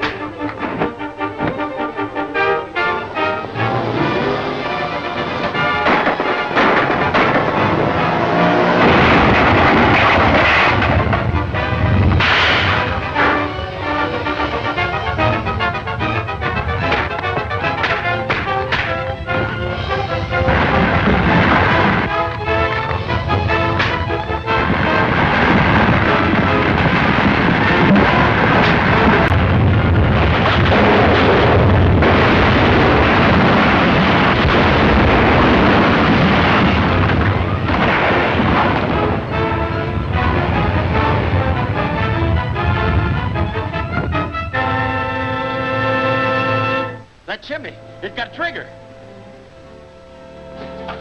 Where'd they go? I don't know. I lost track of them when the chimney crashed. We can get away through the tunnel to the railroad siding. Come on. We'll search the place.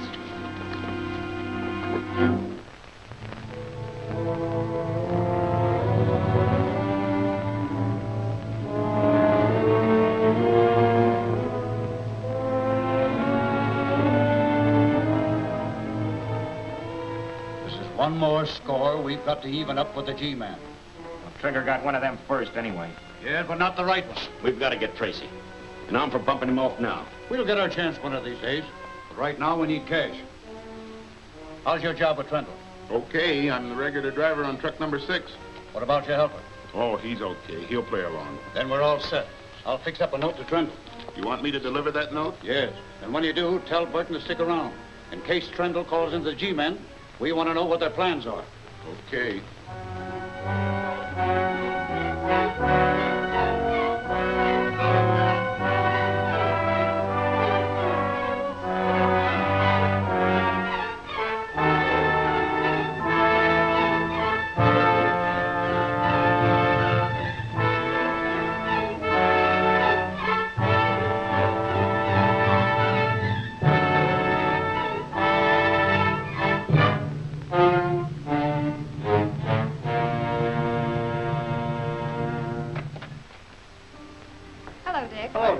Hello. Your friend Trendle is in trouble. Extortion. How was this note delivered? He found a pin with a knife to his office door. Any fingerprints? Not on the note. Steve is looking over the knife. Find anything? Take a look. There's a fragment of wood sticking to the haft. Soft pine and paraffin. Must be from a match. It's been chewed on. The owner of that knife is a doodler.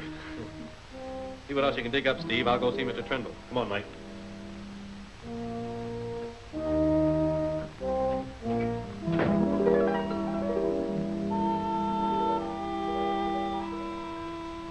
Have you any idea how they intend to carry out these threats? No, I haven't. I have 60 to 100 trucks on the road all the time. They could easily be hijacked or wrecked. The biggest contract I have is with the government to carry supplies to repairmen, reconstructing the Riviera Dam, which is badly leaking.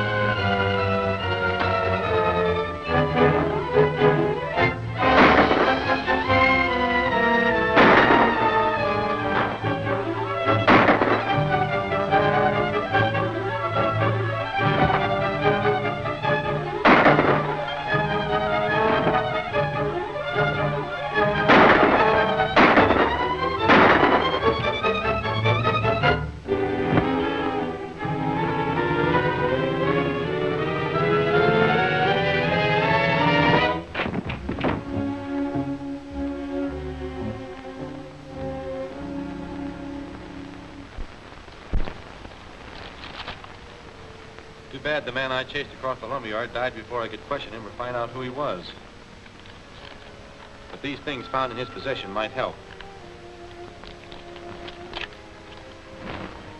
Oh, a map. Why, it's a map of the Riviera Dam. The Trendle trucking route runs across the valley below the dam.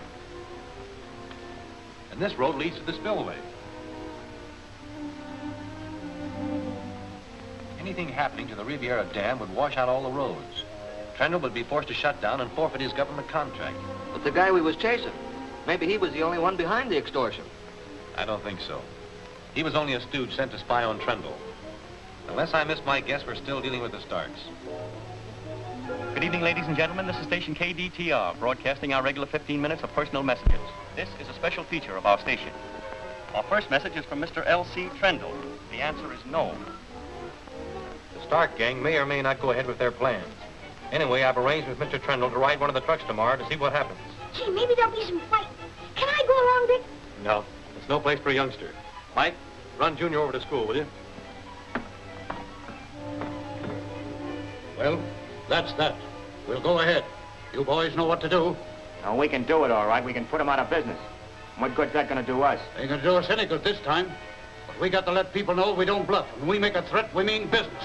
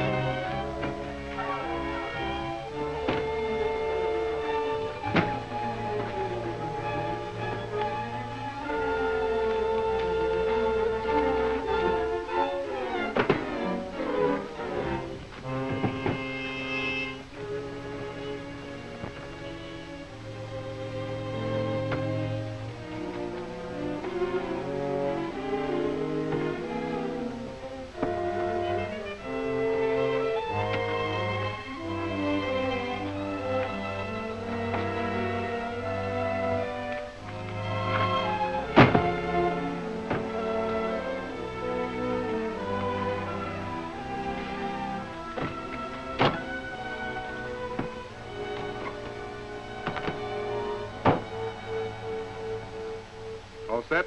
Yeah. All right. Don't lose your nerve. You'll take the last truck out. Wilson has been driving for me 10 years. He can be trusted.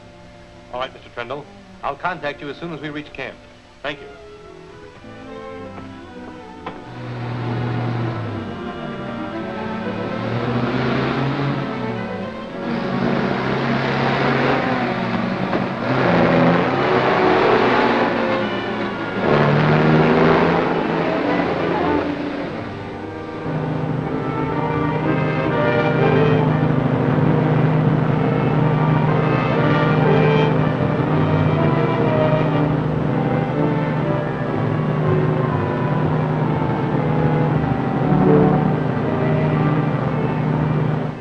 Same crew of drivers all the time?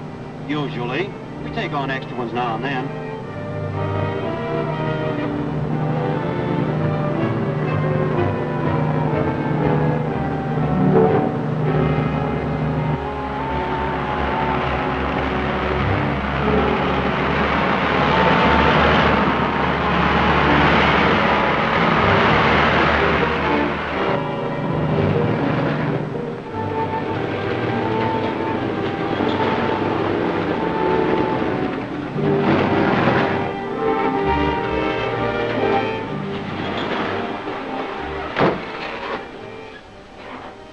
What's the matter? I think it's only a plugged gas line. Oh, you sure you can fix it all right? Oh, yeah, we'll be along in a few minutes now.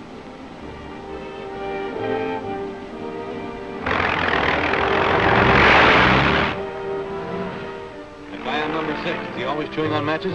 Yeah, when he ain't whittling them. Why?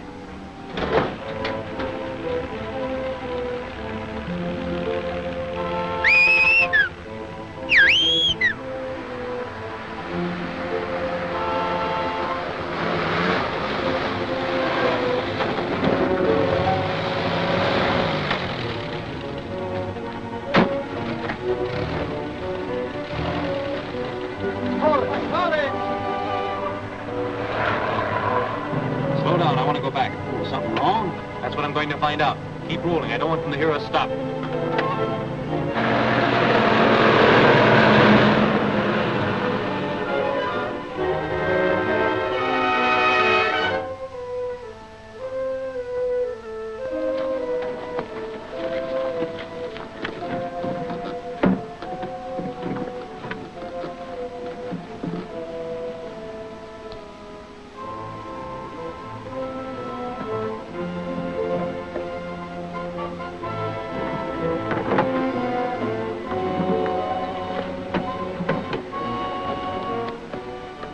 All of the dynamite? Yeah. All you've got to do now is leave the truck on top of the dam and light the fuse. That'll fix Trundle's road for him, all right.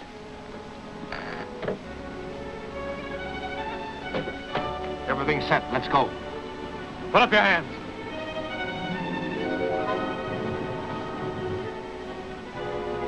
Now turn around. Get over there with him.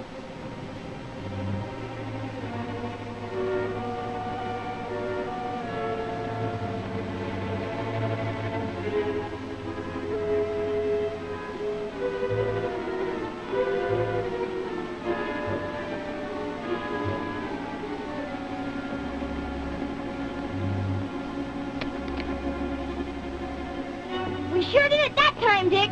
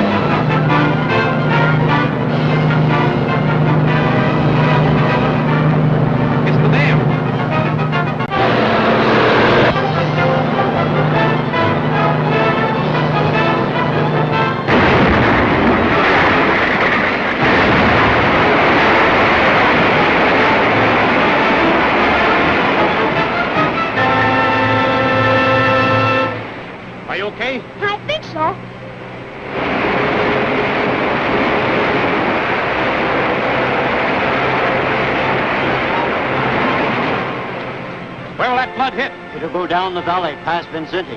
Is there a telephone near here? Yes, there's one in the gatehouse. We'll have them give a warning broadcast. Come on.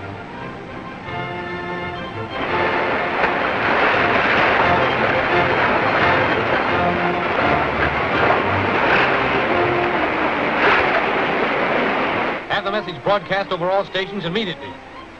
Okay. Thank you. Come on, Junior. Attention, residents, Riviera Valley. The dam has been blown up. A flood is coming down the valley. Everyone must evacuate that district at once. Hurry. Attention, residents, Riviera Valley. The dam has been blown up. Everyone must evacuate that district at once. Hurry. A flood is coming down the valley. Get out of here.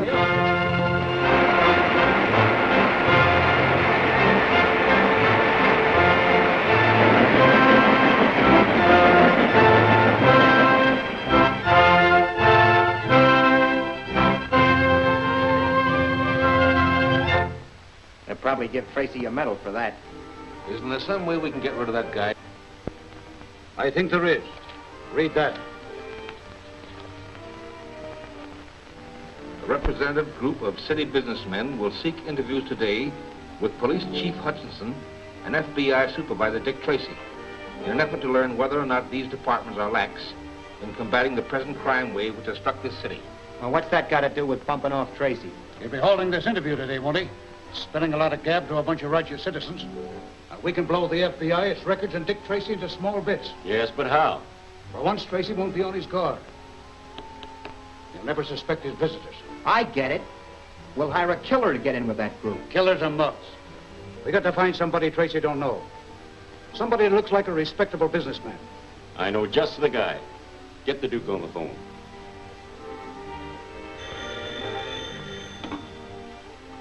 Hello? Yes, this is he. Oh, hello, Stark. That's a cinch. $1,000.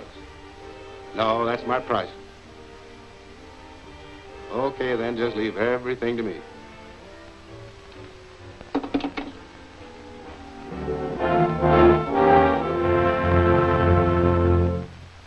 Mr. Tracy, Mr. Gant, Mr. Rice, Mr. Leonard. This is Mr. Reeves.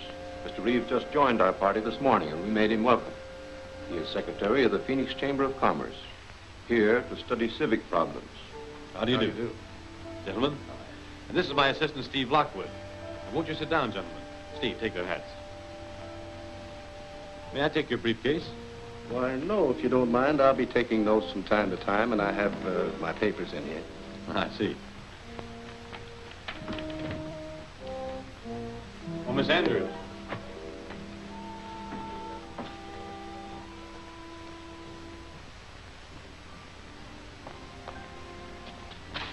Will you take care of this at once, please?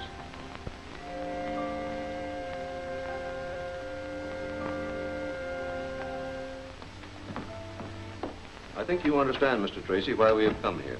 It's not exactly in the spirit of criticism, but the citizens that we represent are very much in the dark as to just what steps are being taken against crime. I understand. But the activities of the Federal Bureau of Investigation are of necessity unpublicized. We try to avoid as much as possible any newspaper comment. Steve, bring in that tray from the lab, will you, please? Yes, sir. I'm going to explain to you, gentlemen, a few of the incidents in crime which have arisen in the past few months. I'm sure you'll agree when I'm through that the FBI has not been idle. Thank you. Now, this innocent-looking pair of pliers, left at the scene of crime, helped us to recover $500,000 in cash stolen from an armored car, and also permitted us to smash one of the cleverest automobile stealing organizations this city has ever known. We had nothing but a nickname to go on. A nickname and part of a fingerprint. There isn't much to that fingerprint. It'll do. We can identify people from much less of a fingerprint than that. And I'm hoping this print will lead us directly to the Stark gang. We'll shoot this to Washington in a few hours. We'll know all about Snub. That's a funny name. That's his moniker. Moniker? What's that mean, Mr. Lockwood? That's his nickname. If he's a criminal, he'll probably have that on file, too. The G-men know all the crooks' monikers? Well, most of them. Gee. I teletyped to Washington, making inquiries regarding any characters of the underworld using the moniker Snub. Almost immediately, a reply came back.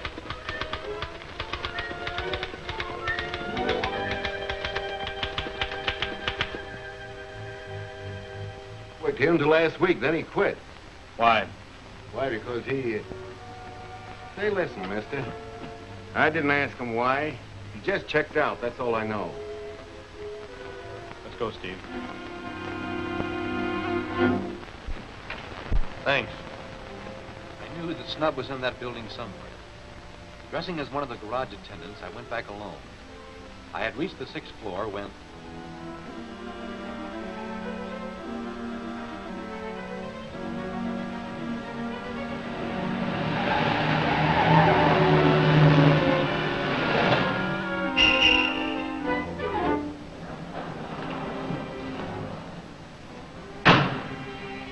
this one changed over. Start them all for the dock. Okay. Come on, let's get the money ready.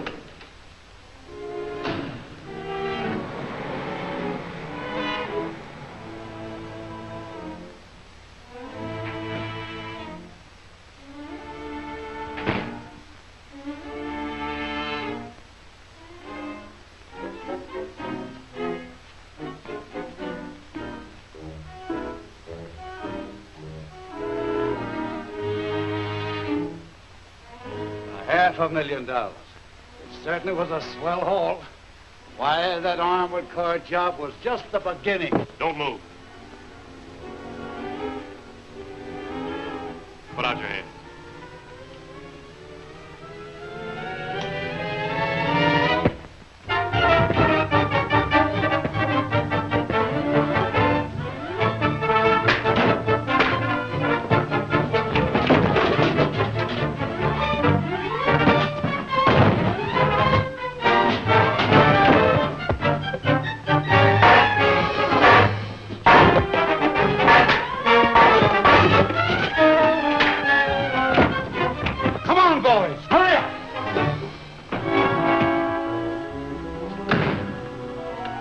Paint removers loaded with ether.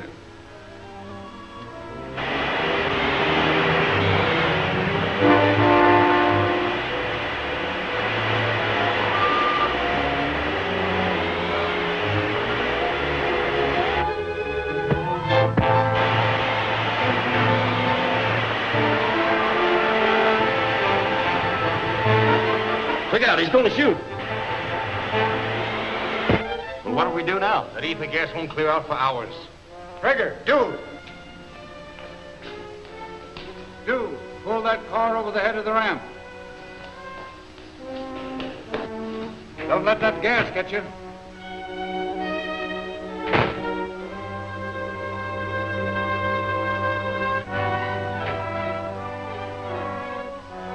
Put him behind the wheel.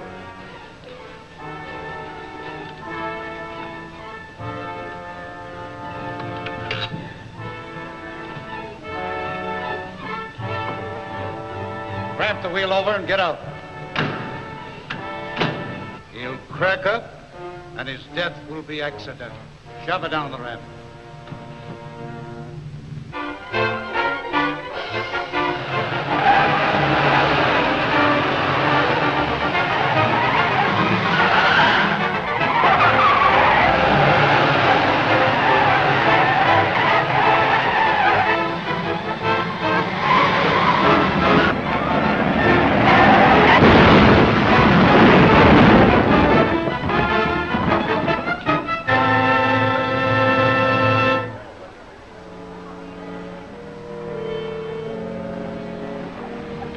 Are you all right, Dick? Yes. The Starks. They're on the 6th floor. Come on. By the time we reached the 6th floor, the Stark gang had fled. But because of the gas-filled paint room, they were unable to take the $500,000 in stolen currency with them.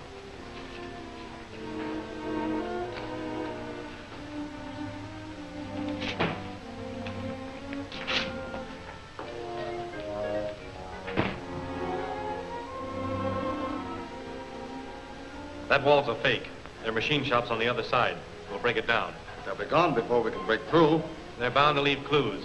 We'll fingerprint the place and take their files and correspondence. You men bring the money. Come on, Steve.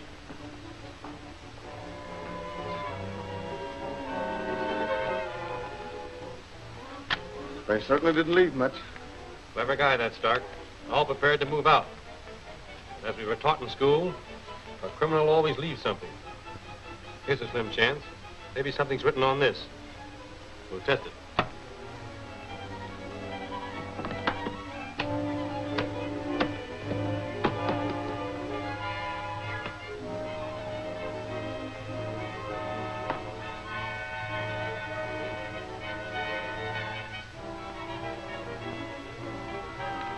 Just the name Baron Kroner.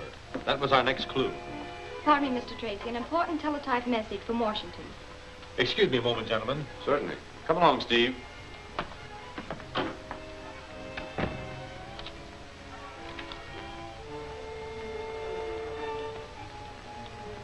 Very interesting.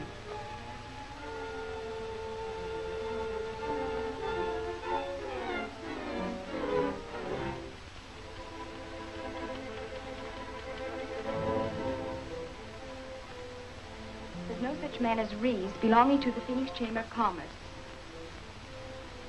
Call it a hunch if you like, but I suspected him of being a phony from the moment I saw him.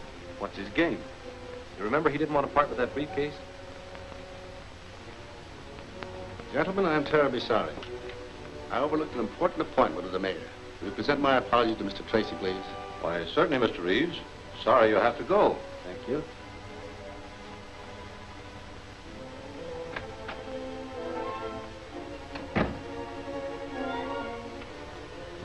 Hey, forgot his briefcase. Hurry, you can catch him, Sonny. Yes, sir. And if there's a bomb in the briefcase, it won't go off while the so-called Mr. Reeves is here. We'll make an excuse to get it away from him and examine it.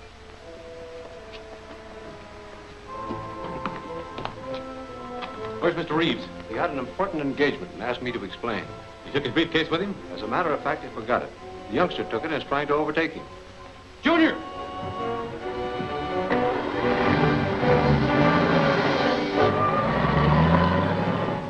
Hey, mister, wait! Hey, mister!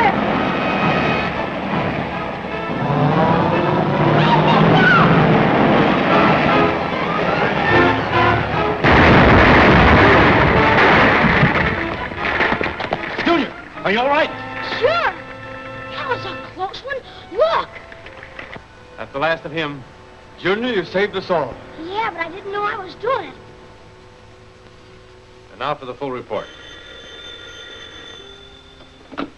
FBI. Oh, yes, Commander. One moment, please. Commander Grant. Hello, Commander. Yes, we'll be right over. Come on, Steve. We've got a date with the Navy. If anything comes in, we can be reached at the Terhune Laboratories. An electric welder. Yes. Well, it was a super welder. Professor Terhune has been working on it for, over 2 years now. He developed it for the Navy Department. We tested it last week, and it's perfect. Melts the toughest battleship steel like so much ice. Going to be of tremendous value in putting armor plate on battleships. I read about it in the newspapers. Apparently, others read about it, too. When was it stolen? Last night, about 9 o'clock. I had gone out with my assistant for a bite of supper, intending to work late. When we returned, we found Mac, the night watchman, bound and gagged. Did he get a look at the men? Says the one who tied him had an anchor tattooed in the back of his hand. And this block and tackle? It was rigged just outside the window, overlooking the alley. You see, we're on the 3rd floor here, and we must have come back just as they got it loaded. How do you figure that? The ropes were still swinging when I ran to the window.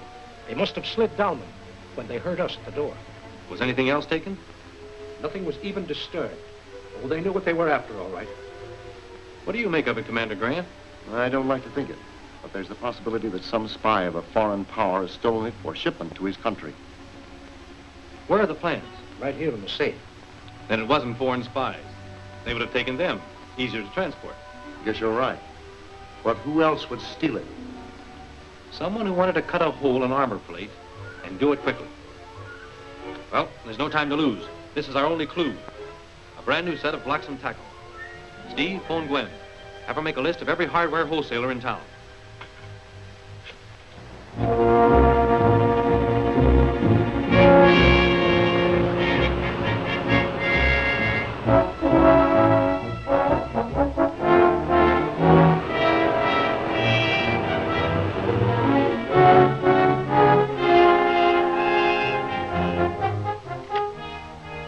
That's our make, all right, and the late model, too.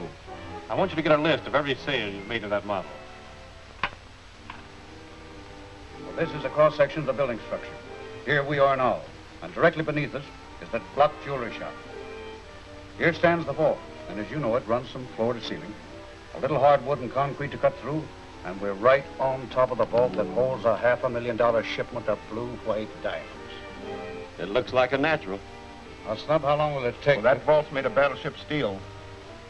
With an ordinary arc welder, 6 hours. And the new one? Well, my guess is 40 minutes, unless we blow some fuses. You know, that thing will pull an awful load. Enough to show on the powerhouse meters? Yeah, sure, especially on Sunday morning. All right. I'll send Sweetie and 2 or 3 of the boys out there and have them take charge of the plant. Now, Snub, at 7 o'clock tonight, you start on the floor. Saturday night, nobody in the building.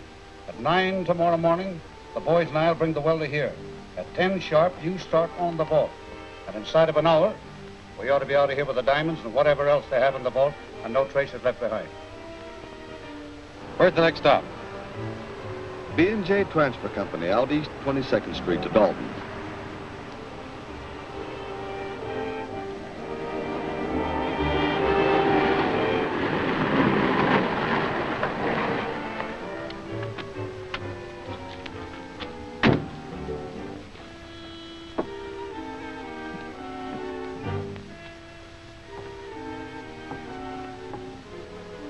Well, what do you want? Hiya. The chief sent me over to see about that roll of the extension cable and those special plugs for the welder. Says you left them out. Hey, listen, everything we got at the lab went on that truck with Pa and the boys. Sure about that?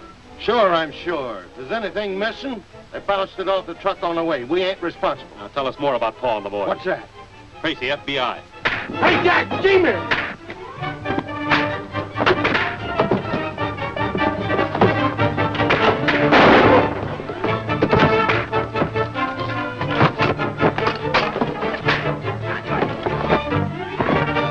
Hold it! You two! Step up here.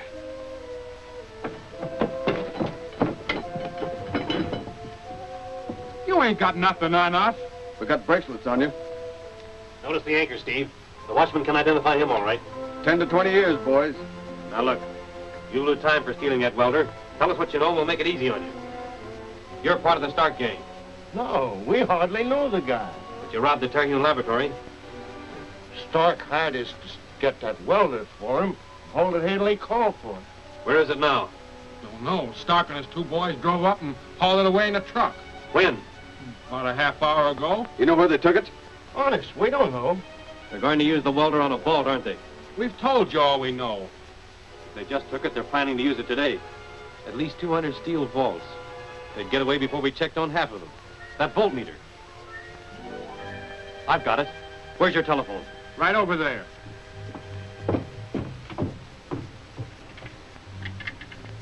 Hempstead 5880.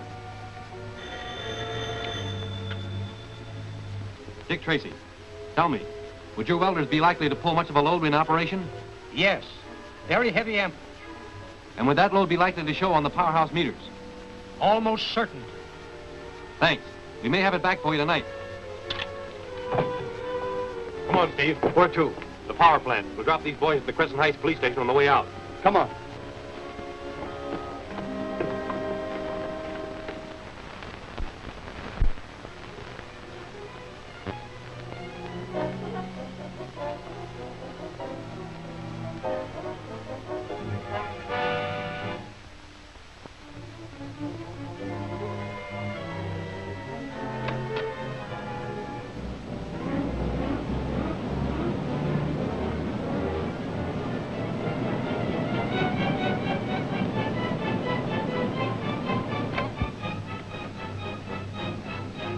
What can I do for you, gentlemen? Just keep quiet. What's the idea? I'm taking charge of this plant for a while. All right, get going.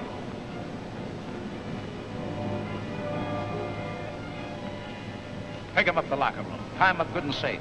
I'll phone that everything's all clear.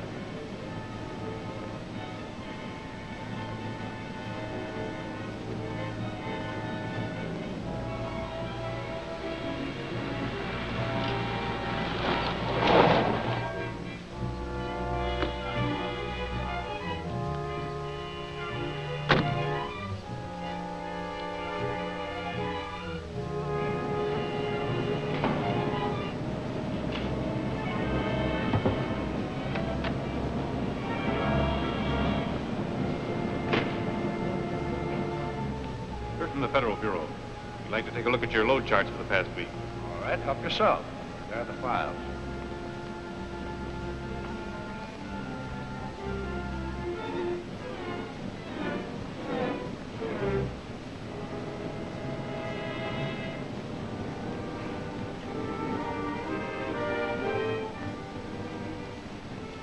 G-men.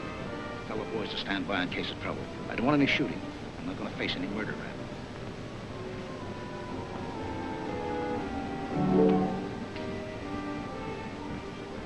This is what we want. Take us to the main switchboard. What are you fellas after? Just investigating. Which way? I'll show you.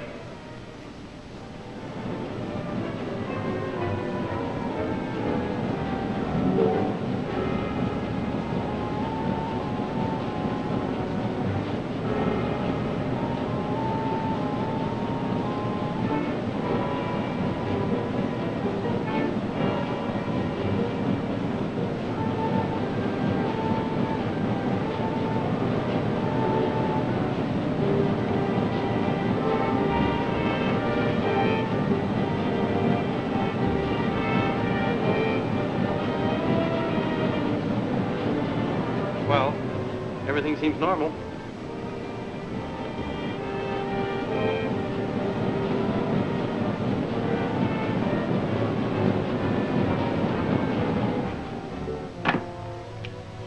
Well, we're all ready. Let's go.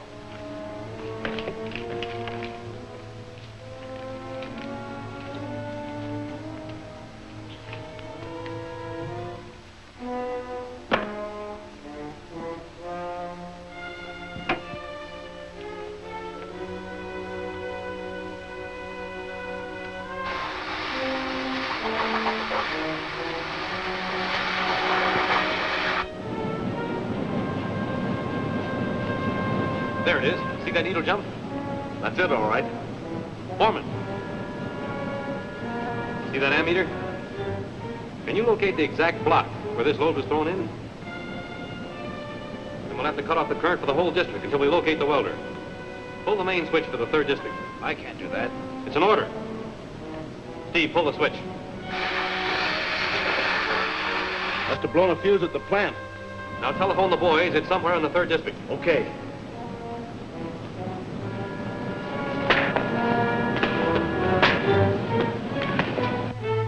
There she is.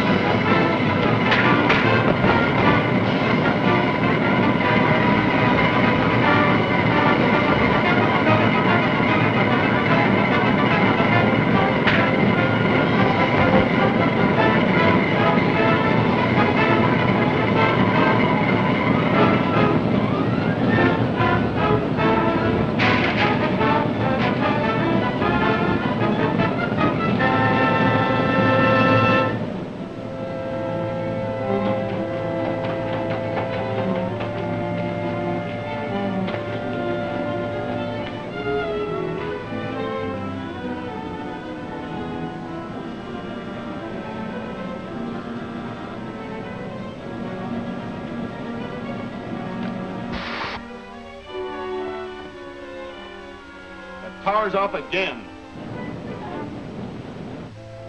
There she is.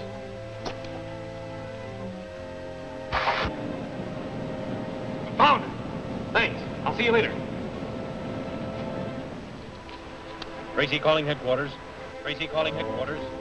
Go ahead, Dick. The Starks are operating in the block bounded by Main, 4th, Severance, and 5th Streets. Have all agents surround this block immediately. That is all. Calling all special agents. Calling all special agents. Surround block 19. Surround block 19. Calling Tracy. Calling Tracy. Tracy answering. All available agents are converging on block 19. Message received.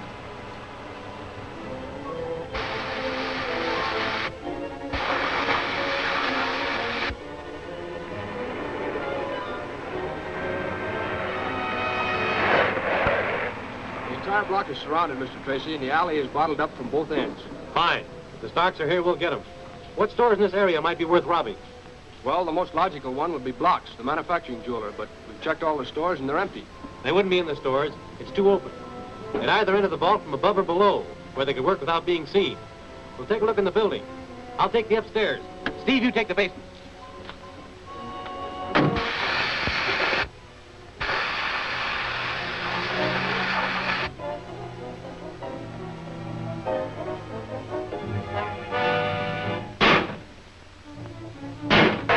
That did it.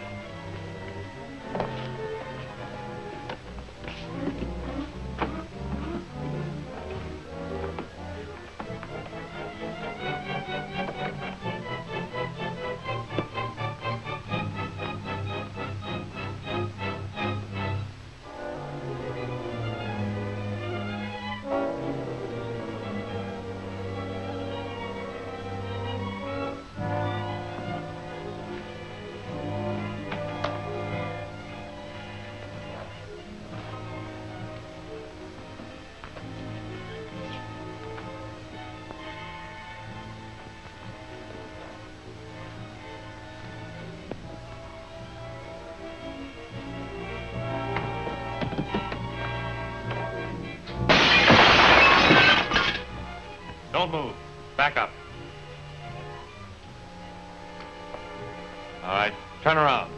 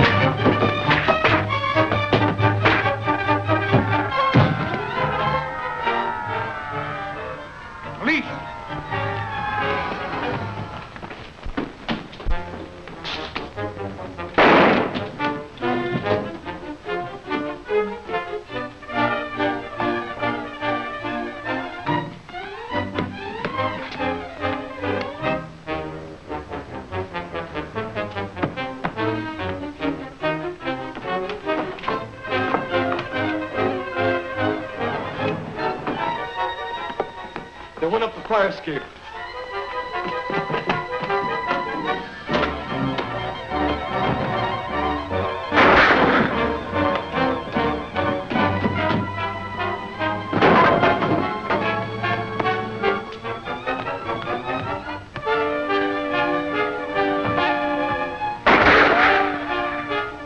No use. They had their escape planned.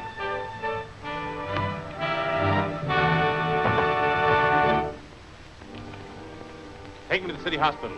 Keep a guard over him, and let me know the minute he regains consciousness. I'll come over and question him.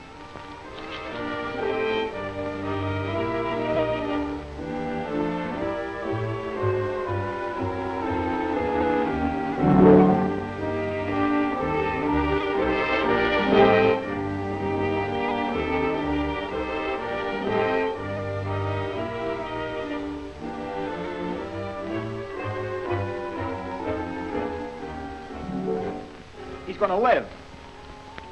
We can't let him stay there. The rat'll squeal. There's not much we can do about it. They've got cops, reporters, and photographers all over the place. Photographers? Sure, why? Get Jake and Blackie and dress them in intern outfits.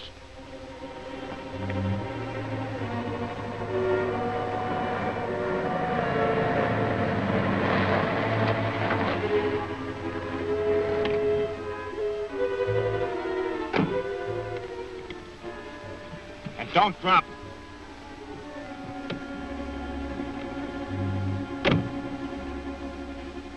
Not much time left. I wish you'd hurry.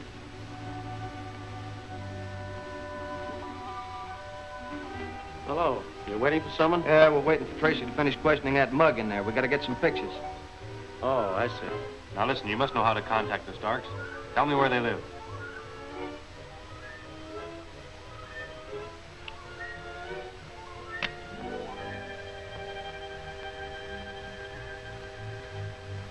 Maybe you can tell us about that guy in there. Is he going to pull through? I don't know. We just came on duty. You'd better wait a while, Mr. Tracy.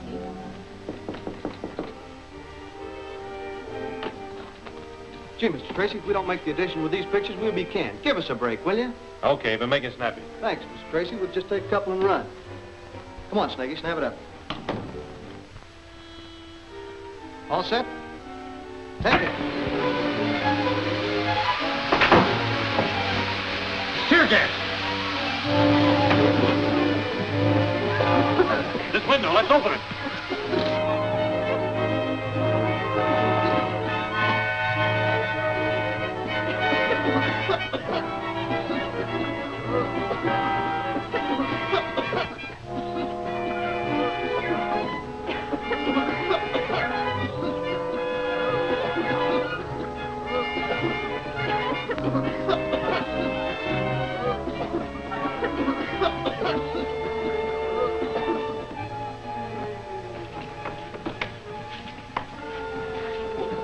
Steve, Mike, come on. It's locked. He's gone.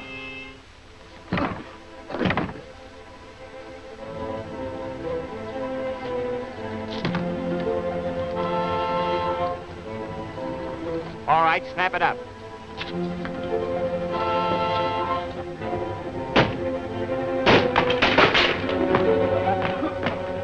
Downstairs, quickly.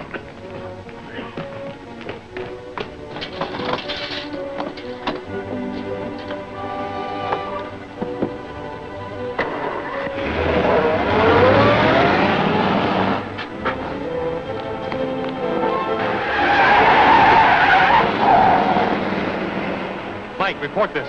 Come on, Steve.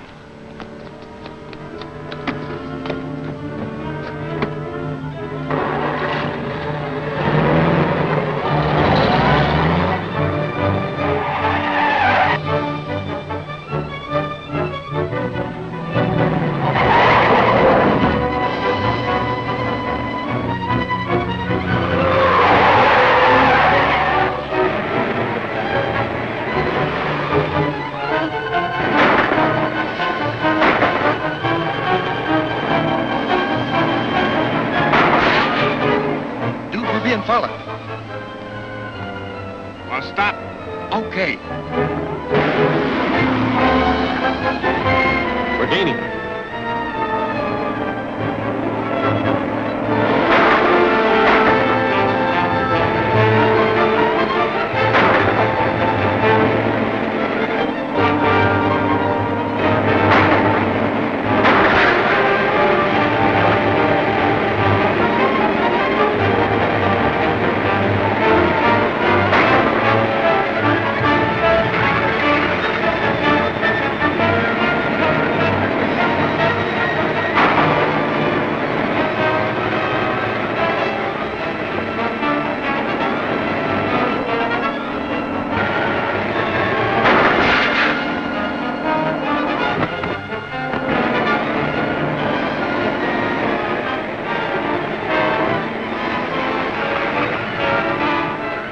motor's overheating.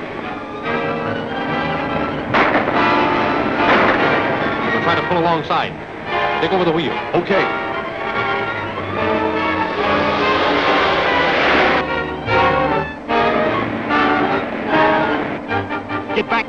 off.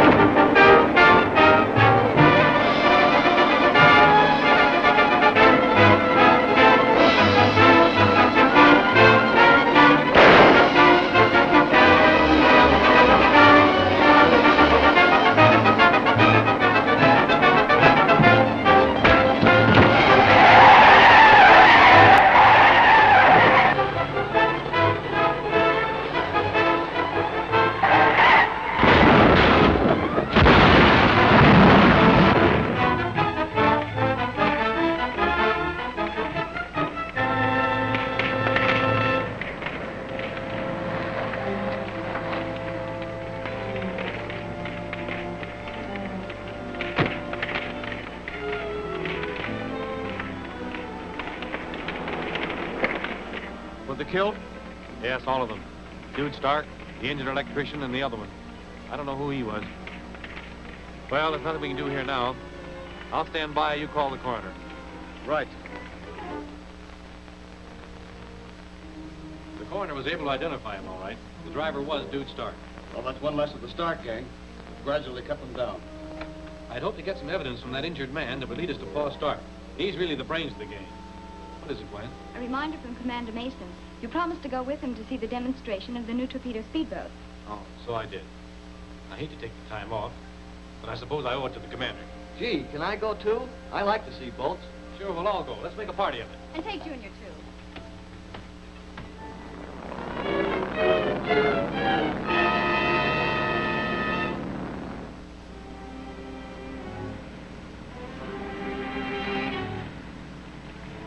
They're the fastest naval craft afloat, and my government is willing to spend plenty to secure one of them. I can't understand how you're going to manage it. Listen, Kruger. My sons and I have handled bigger jobs than this. But during a demonstration, with all those witnesses, I can't see how... Wait. And see.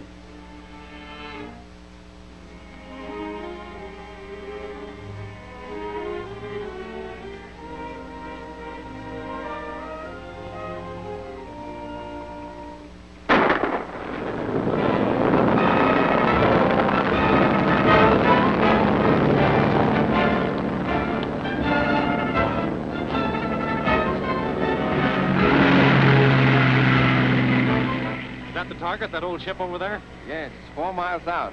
That boat will be within firing range in less than 5 minutes. Gee, that's far away. We can't even see what happens. Well, that's why we brought Mr. Dakin's television eye with us. Come over to the truck. He's going to give us a demonstration.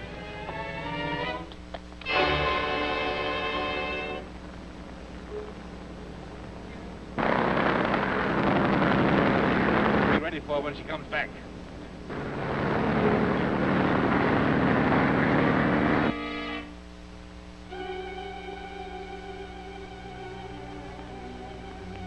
I didn't know they had perfected a portable television set. This is not a true television machine.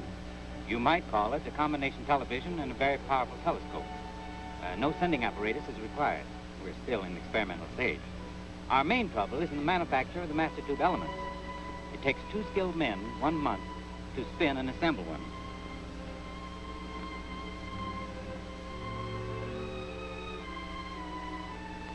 By changing the adjustment, we can focus on an object at any point. Or we can broaden the field and take in a larger area on a smaller scale.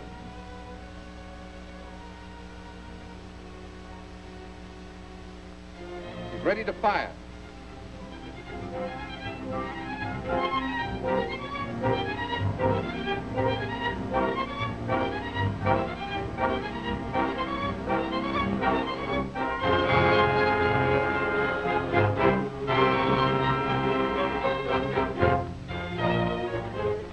Hit. That certainly was quick work. Yes, very good. 5 minutes and 30 seconds since the time they left the dock. Suppose they missed the target. Well, there's 2 spare torpedoes stowed under the hatch. Only takes a few seconds to reload.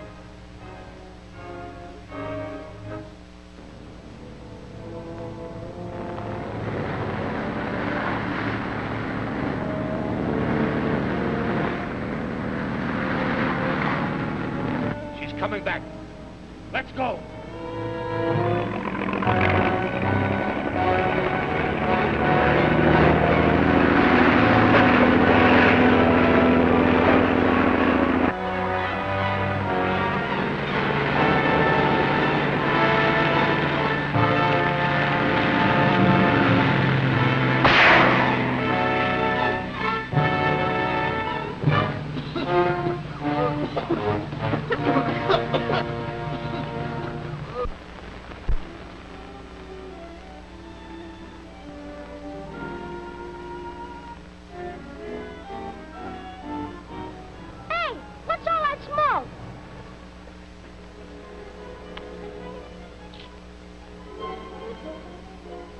Mr. Dayton, start that machine again.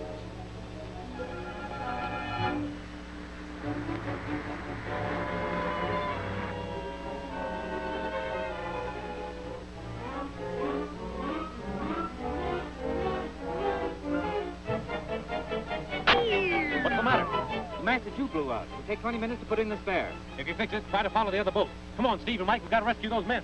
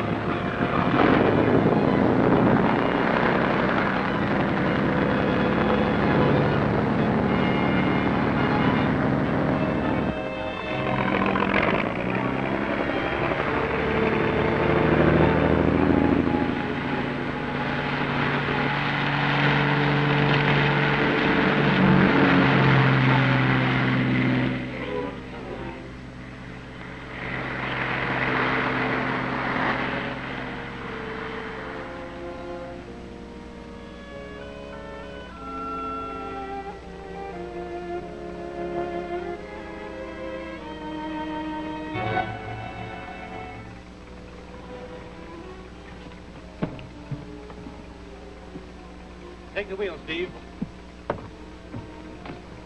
I'll have a look at that other boat.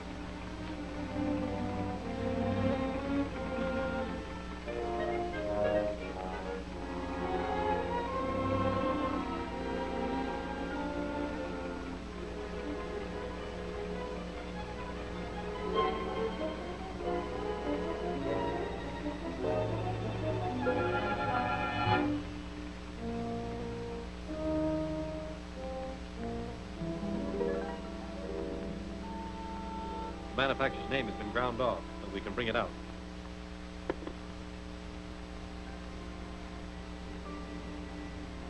Draper Gas Company, 640 F Street.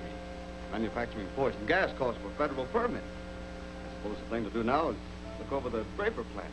Yes, and while we're looking over things, how about the Dayton's eye machine? That's right. He said we could use it anytime. Well, come on.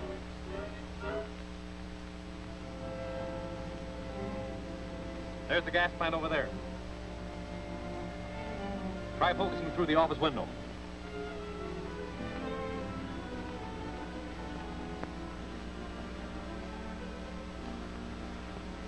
That's Kruger, the international spy. Can you focus on that map? I'll try.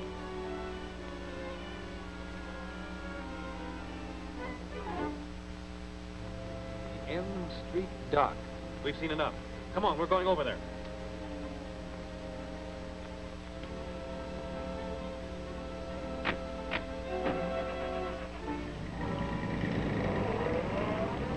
Now you know where the torpedo boat is hidden. Tonight you will deliver the gas there. Very well, Mr. Kruger.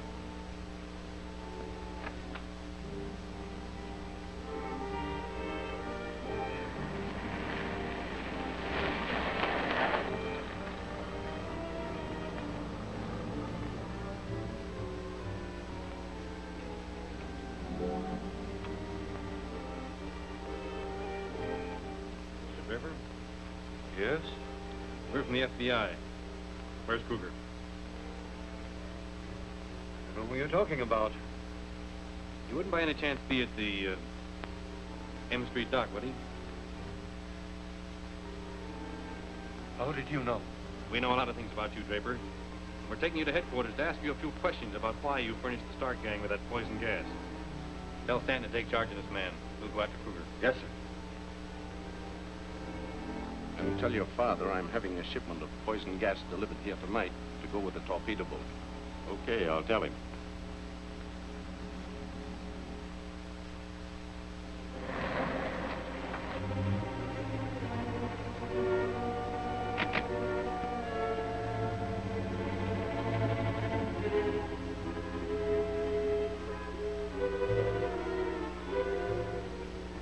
All right, boys. Put up your hands. Turn around.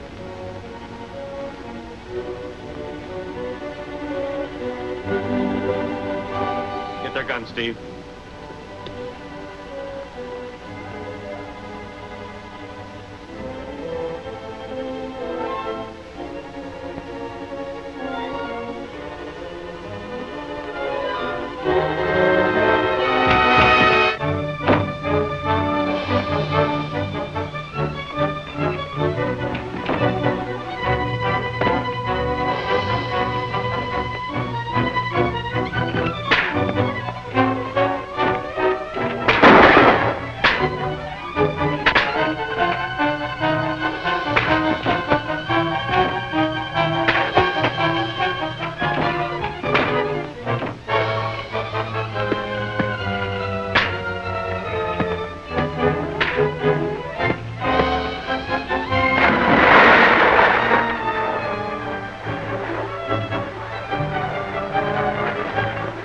get that net.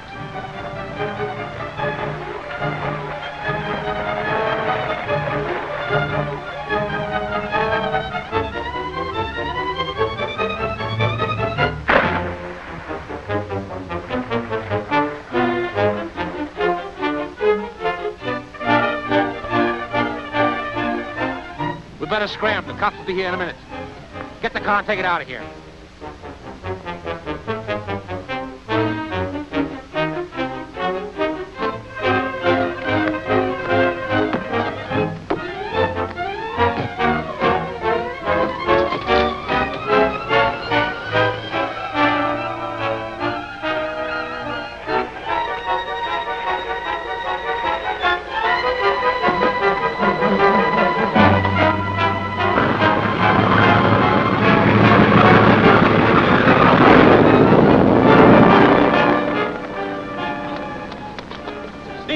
Steve, are you all right?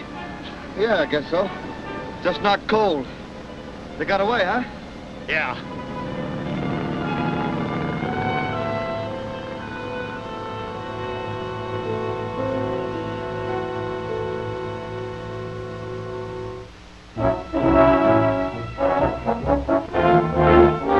It's good to see you again, Mr. Anderson. How are all the boys back in Washington? They're all fine. Of course, they wonder a little bit if Dick Tracy isn't slipping in regards to cleaning up the Stark gang. I guess a lot of the boys would like to get their teeth into the Stark case. Certainly would. The theft of the torpedo boat has me worried, Mr. Anderson. We haven't been able to get any leads as to where the Starks have taken it. All in good time, Dick. I'll wager that before evening you'll know where the torpedo boat is. In the meantime, tell me some of the facts you've run up against in tracking down this Stark gang. Well, we've been able to reconstruct most of the details of the $500,000 armored truck robbery which cost the life of Agent Merton. I remember the day I gave Ron his first assignment. No time like the present to go to work, Ron. The Ward Trust and Bonding Company has just requested a special agent to accompany $500,000 across town. Your first assignment. You'll find the details on this card. Right. I'll pick you up at that bank and we'll take Junior back to school. Okay. Yes, sir.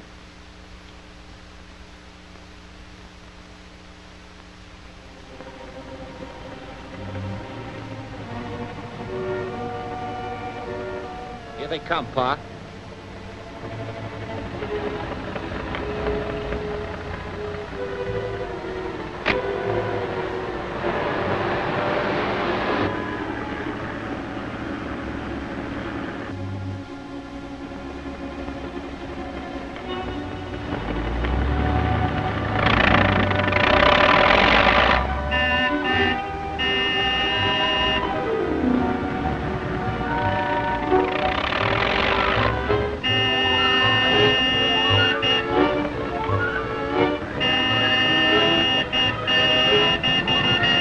Driver of that van up ahead must be deaf. Yeah, you better turn off this alley at the next intersection.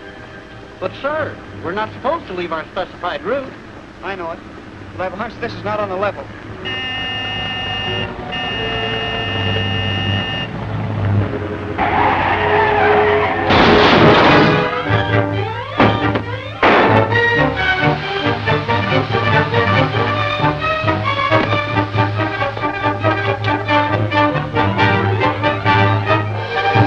It was one of the most daring robberies ever committed.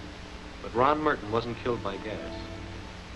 I was taking Junior back to his military school when I first made inquiries regarding the armored truck.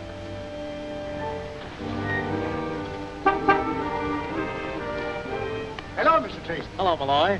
The Ward bonding shipment arrived yet? No, sir. It's about 8 minutes late. I was beginning to wonder about it.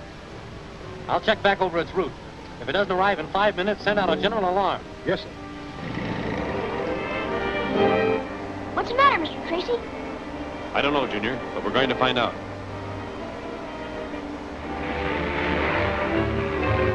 It's almost through. Be careful you don't get a whiff of that gas when she comes open.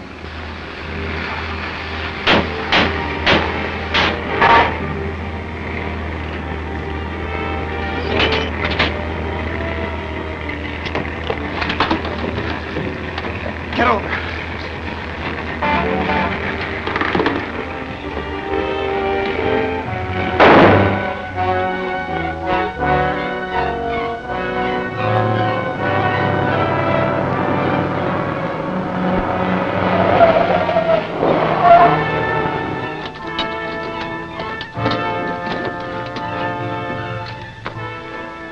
Hurry it up, boys.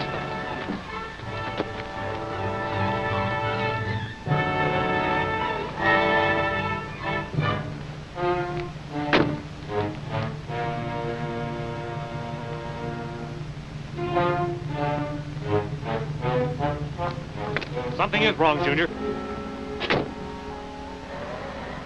The presence of that abandoned truck convinced me that something had happened to the armored car.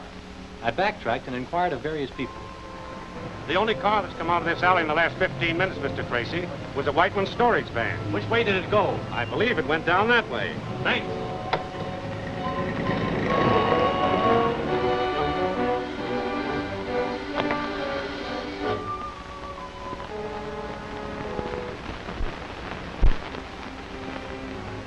That certainly was a nice piece of wood. Yeah. Went off slick. But the G-man, he... What about the G-man? You didn't figure on gas masks. Well, come on, what happened? Don't worry. You won't cause us any trouble. The kid plugged him. He had a gun on Champ and me. Suppose you made sure he was dead? Well, he dropped without making a sound. Did you make sure he was dead? How do you know you haven't left a witness behind who can identify you all? Slow down. What are you doing? I'm gonna make sure of that G-man. Kid'll get him. Drive to the city dump. Why, hello, kid. I'm not the kid. Now get going. Sure.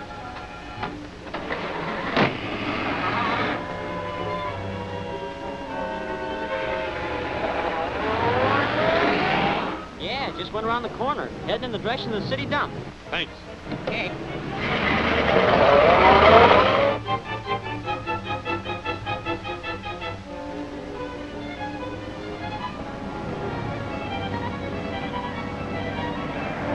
Slow down.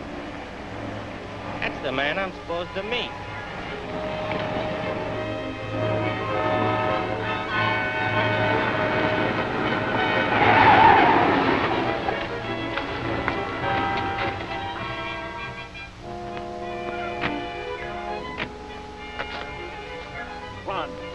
Run.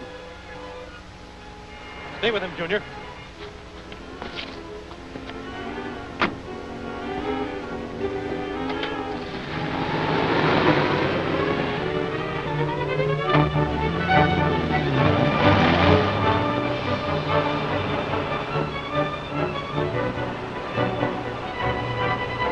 That car catches us, I'll blast you.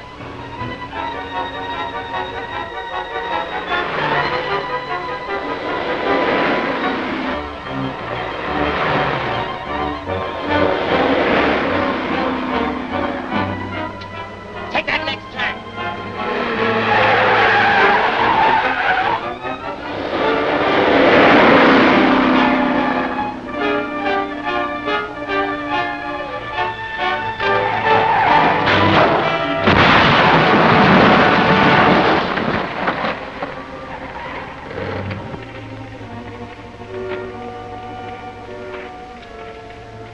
Anybody see what happened to the men inside of that cab? Burst into flames before I got here. Maybe that man can tell you. He was the first one here. First one I ever seen. I was no more than 20 feet away when it happened. What about the people inside? Poor fellas, they never had a chance. The driver still seemed to be conscious. I tried to get to him, but suddenly the cab was a mass of blazing flames. You live in the neighborhood? No, I live over the other side of town. I just happened to be walking this way today. You know, the old business, looking for a job. Quite a walk. Yeah. Especially with a broken ankle. You'll be needing a doctor to fix that fracture. The kid was quickly tried and convicted and paid with his life for Ron Merton's death. Later, as you know, we recovered the $500,000. Extremely interesting account. Mr. Tracy's office. For you, Mr. Tracy. Tracy speaking. This is Dr. Stroback of the receiving hospital. We have a patient who is badly wounded. Won't give his name, but keeps asking for you. Says he has something very important to tell you about torpedo boat. Better hurry. He hasn't long to live. I'll be right over. You and your vet, Mr. Anderson. We've got a lead on the torpedo boat. Come on, Steve. We've got to get to the receiving hospital. Let's go. My government offered $50,000 for the torpedo boat. The Stark gang stole it from me during a demonstration. Then the same night, my government cabled me to cancel the deal. I had no money with which to pay the Starks. They shot me and left me for dead.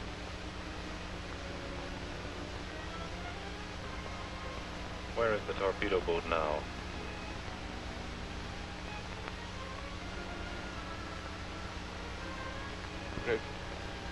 Red Hook Channel.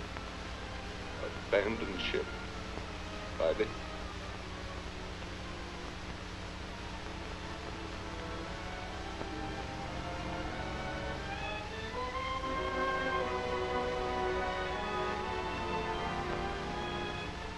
Gone.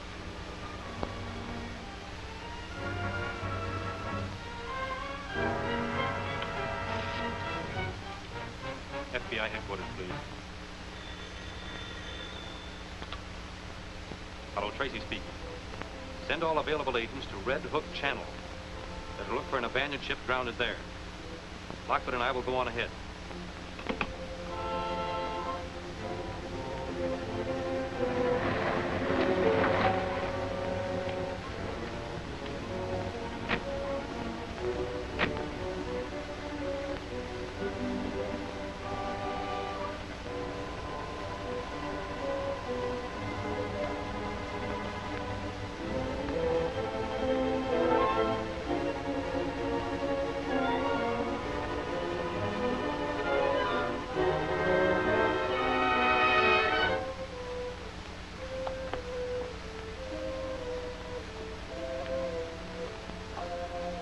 Deserted?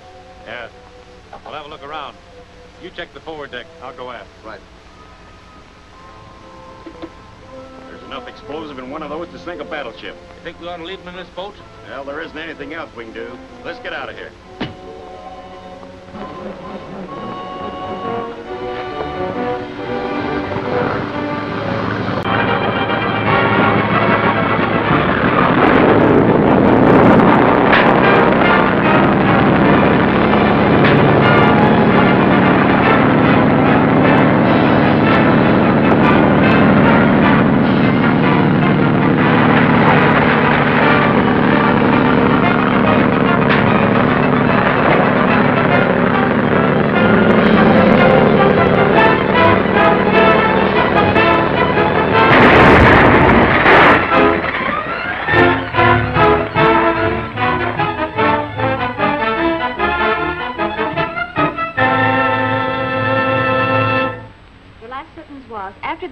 We searched the waterfront.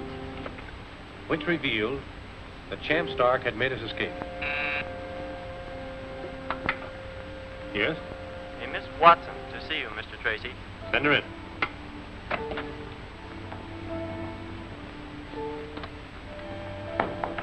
Mr. Tracy?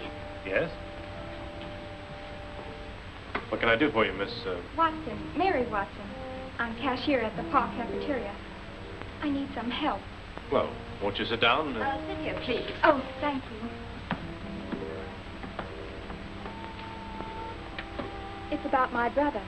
You see, he and I are all that's left of our family.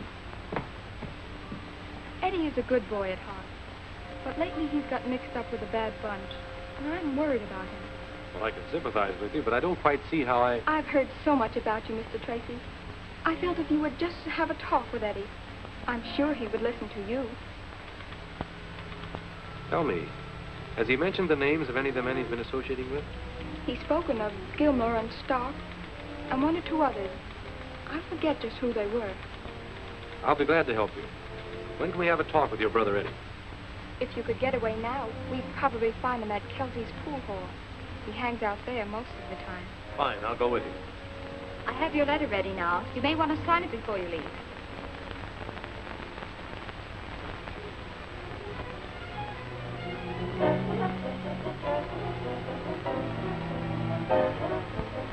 Oh, yes. Thank you very much.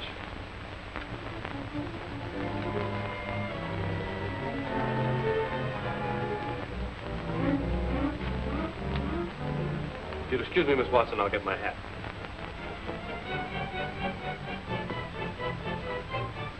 You're wise to put on that bulletproof vest. I'll stall to give you time to get downstairs. Keep us in sight all the time. Have Gwen round up the entire staff and stand by. We may get action today. Sounds like a swell little frame-up to me. Yep, the Starks are really on the warpath. Good luck, Dick.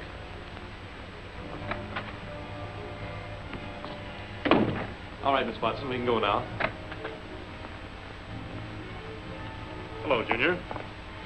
Hello. Nice work, Gwen. Dick says get the whole department together. Blake's at home. Cat's now at the laboratory. Looks as if we might have some excitement.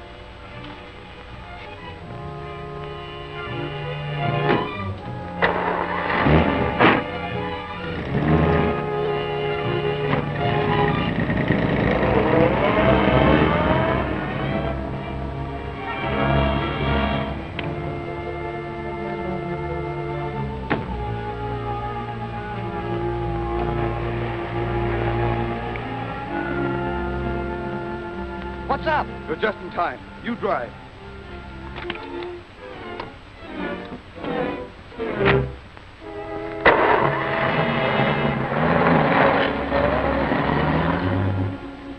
Arnold, stand by the lever. Joe, don't shoot if you can help it. Okay, boss. Yeah, shooting's too good for him. I want Dick Tracy in here alive.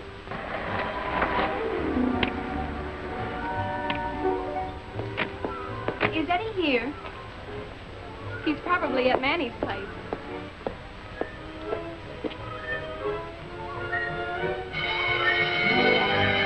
Take your place.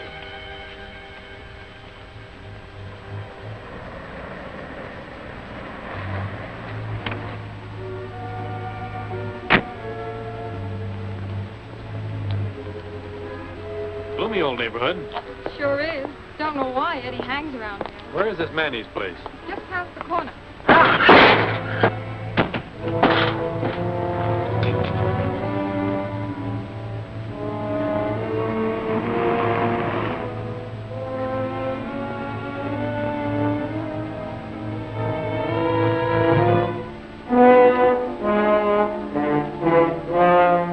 You're coming with me, Tracy.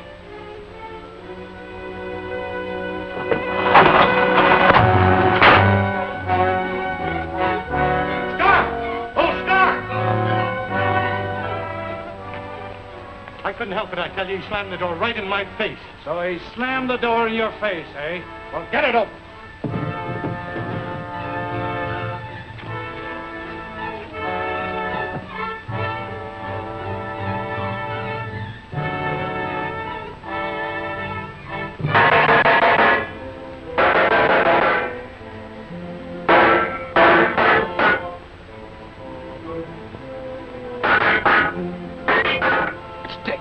The SOS.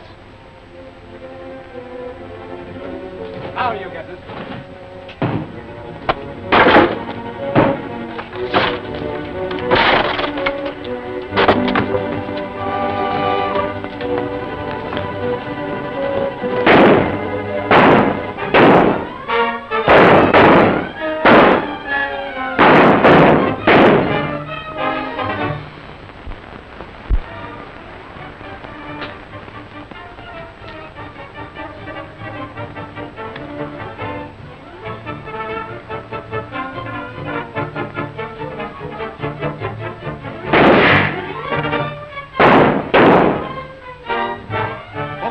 We've had enough.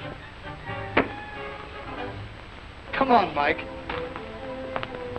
Come on, you two. Get out of there. It's all right. Only a flesh wound. What happened to the Starks? Where'd they go? Took a powder up that coal chute. Take a look.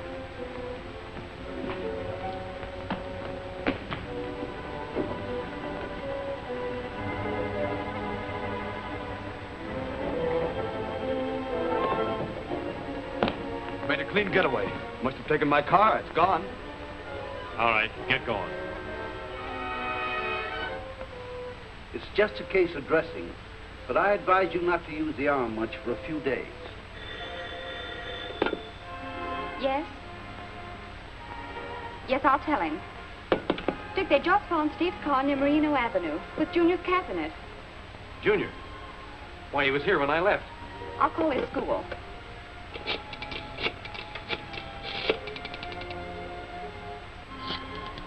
Now remember, you say just what I told you. They haven't seen him since this morning. Hello? Hello. Hello. This is Junior. Hello, Tracy speaking. Hello. Junior, where are you? Junior! I'm with Mr. Stark. Junior! Now listen, Tracy, I've got the kid, but I'm willing to trade him for you. Now here's what you do.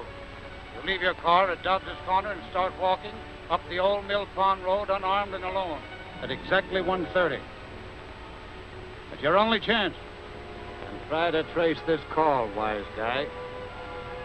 What's happened? What's the matter? Junior's with Stark. And he wants my life as ransom.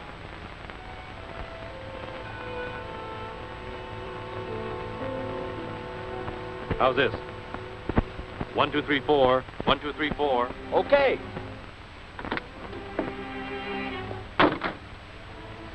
It works well now, Dick. We can get every word you speak. Stark certainly picked a swell spot for this exchange. No one can get near Mill Pond Road without being seen from the hills. I'll give you the directions as best I can. Well, so long, Dick. The best of luck. Thanks. I'll need it.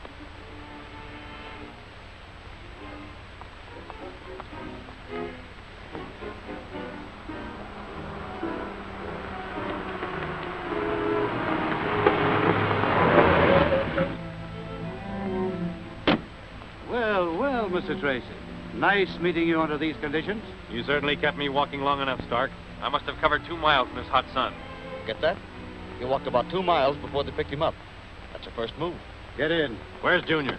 Perfectly safe. We can turn him loose later. Get going.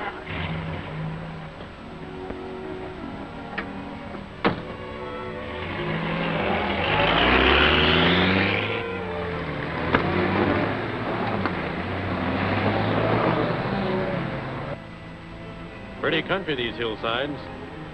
You picked a nice spot for a hideout. They turned him to the hills. Yeah, this is working swell. Yeah. I've never been up this way before. Your first and last trip, huh?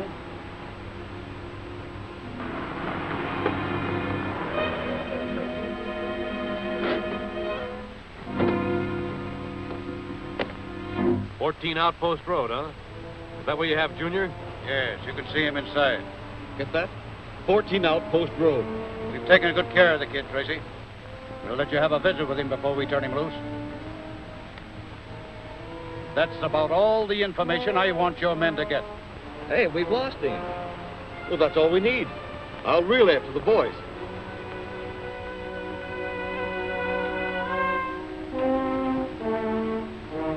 All set. Drive on.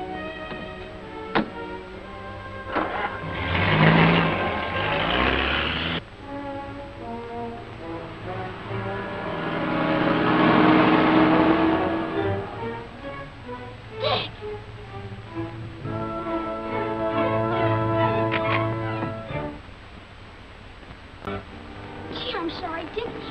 It's all my fault. If I hadn't got into Steve's car, everything would have been all right. Take it easy, Junior. Everything's going to be okay. You did the right thing. What's the matter? You're hurt. Just a scratch. Now, look, youngster. I want you to go now. We can finish our business after Junior's gone, can't we, Stark? What do you mean?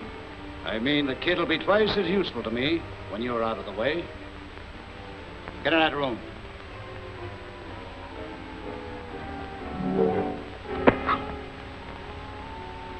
Cut it, champ.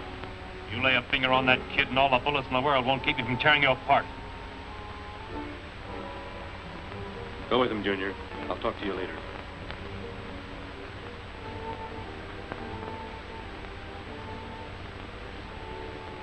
Yeah. You had the champ buffalo, Tracy. It's too bad you're on the other side of the fence. I could use a guy like you. Get in that room. We'll finish our talking there. Say, that G-man is a pretty tough monkey. Tough? Wait till you see his face when his pals get blown to bits. We've got TNT planted under the other cabin. They'll think we're in there. In fact, they're on their way now. And 2 minutes after they open that gate and trip the switch,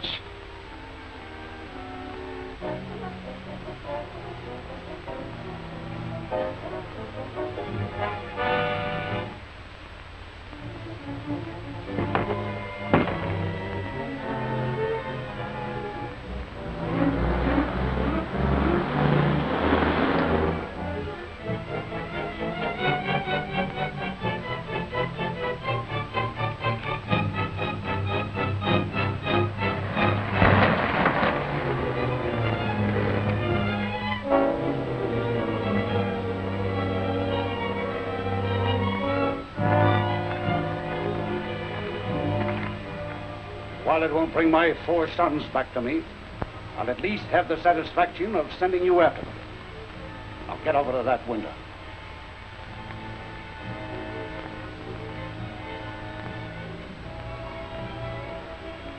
And there go your brave G-men to your rescue. When they find that place empty, they'll head up here. Okay. That's why you're wrong, Tracy. I've told you nearly everything I wanted you to know. There's nothing left now but the wind-up. Don't! The cabin's gonna blow up! Dick's not there! Get clear!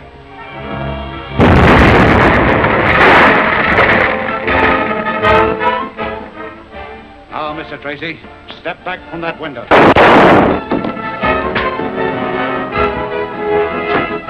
No! It's more valuable to us alive.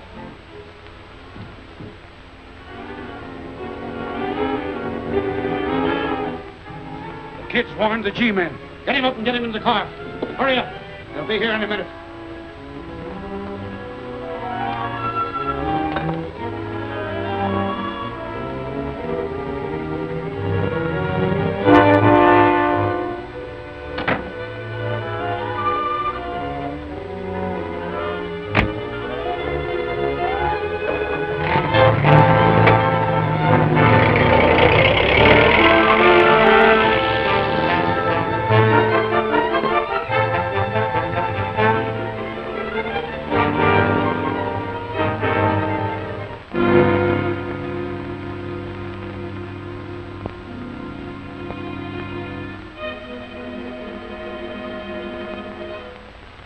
Our duty to wage relentless war against crime, even though it might cost the life of the valued agent. I know it would be Tracy's wish to do everything in our power to apprehend the Starks, regardless of how the outcome might affect him personally. Lockwood, have a description of the Starks' car broadcast immediately. Well, that's just it, sir. None of us saw the car. I did. It was a black Harmon touring car. I memorized the license.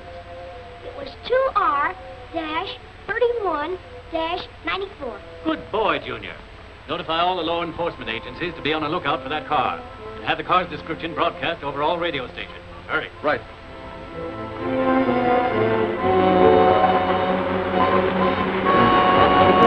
Attention all listeners.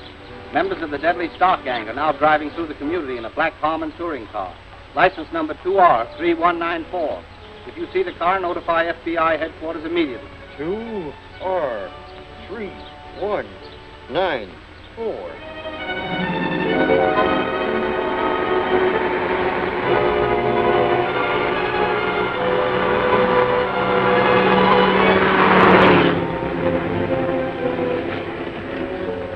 Operator! Operator! Operator! Give me the G-man. FBI? Yes, this is the G-man's office. Them bandits you were looking for just passed my place here. This may be a lead. This party says that Stark's car just passed his place. Get the address. Where are you? Jake's Filling Station, Garby Road. Jake's Filling Station on Garby Road. Right. Order all agents to concentrate at Jake's Filling Station at once. Yes, sir.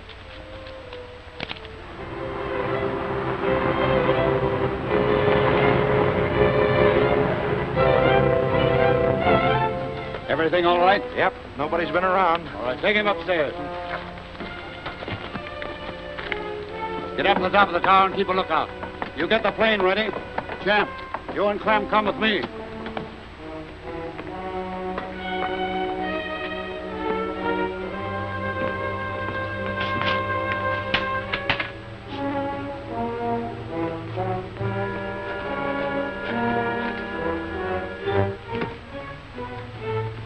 Yeah, I seen them. They went down that way. What does the road lead to? Straight to Bonnyville. Any turnoffs? Well, one little dirt road leads over to the old rock quarry. Well, the police will be looking for him at Bonnyville. We'll take a look at the quarry.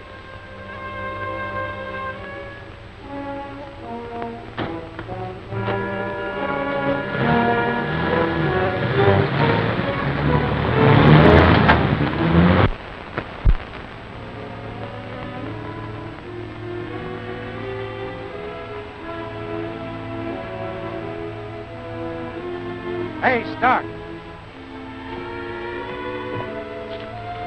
3 cars are headed this way.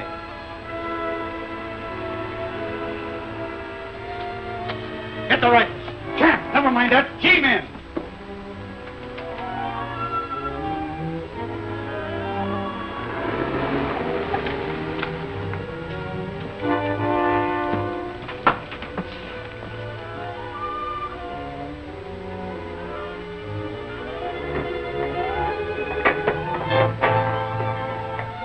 G-men, get to the top of the tower.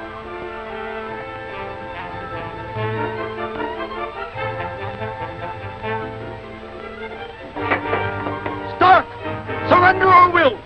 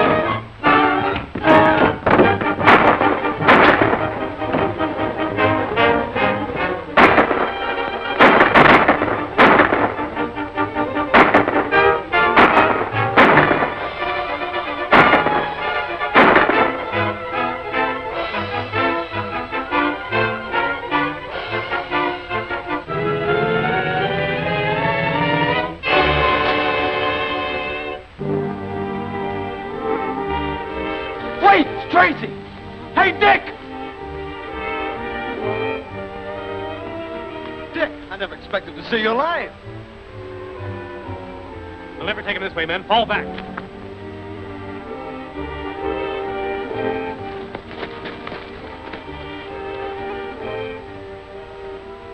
We'll use the trucks as shields. We'll raise the bodies and back them toward the tower. That way we can get closer without being hit. Come on.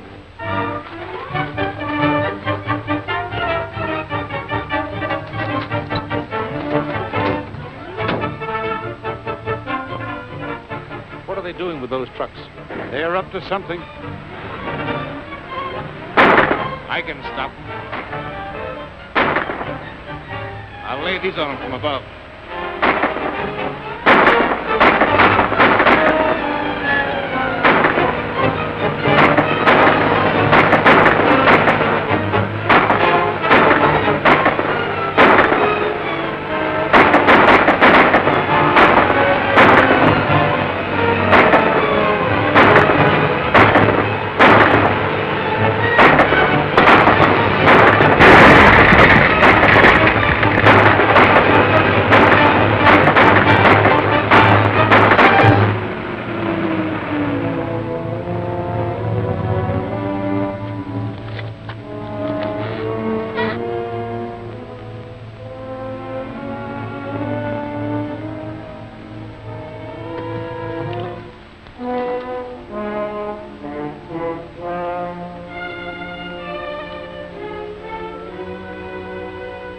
Put out your hands. Look, you lay a hand on me and I'll blow you to bits. Give yourself up, Stark. You set that nitrogen off, you'll die too. I'd as soon die this way as in the chair. Tell them to drop their guns and step back. Do as he says, men.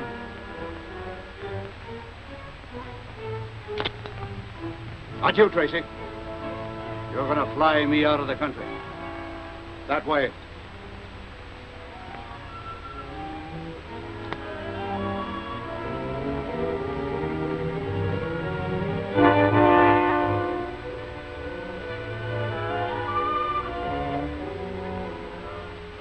Go on. Get in.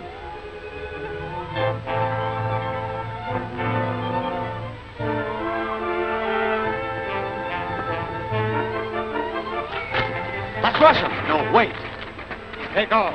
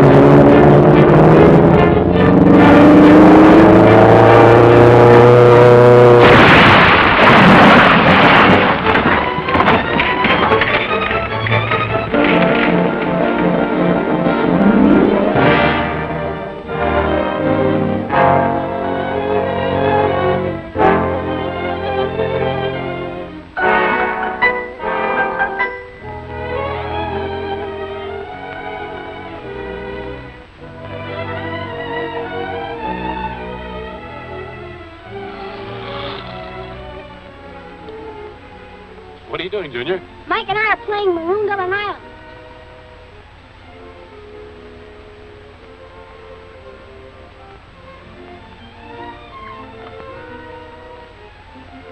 I'm sending in food in my skyboat. Oh.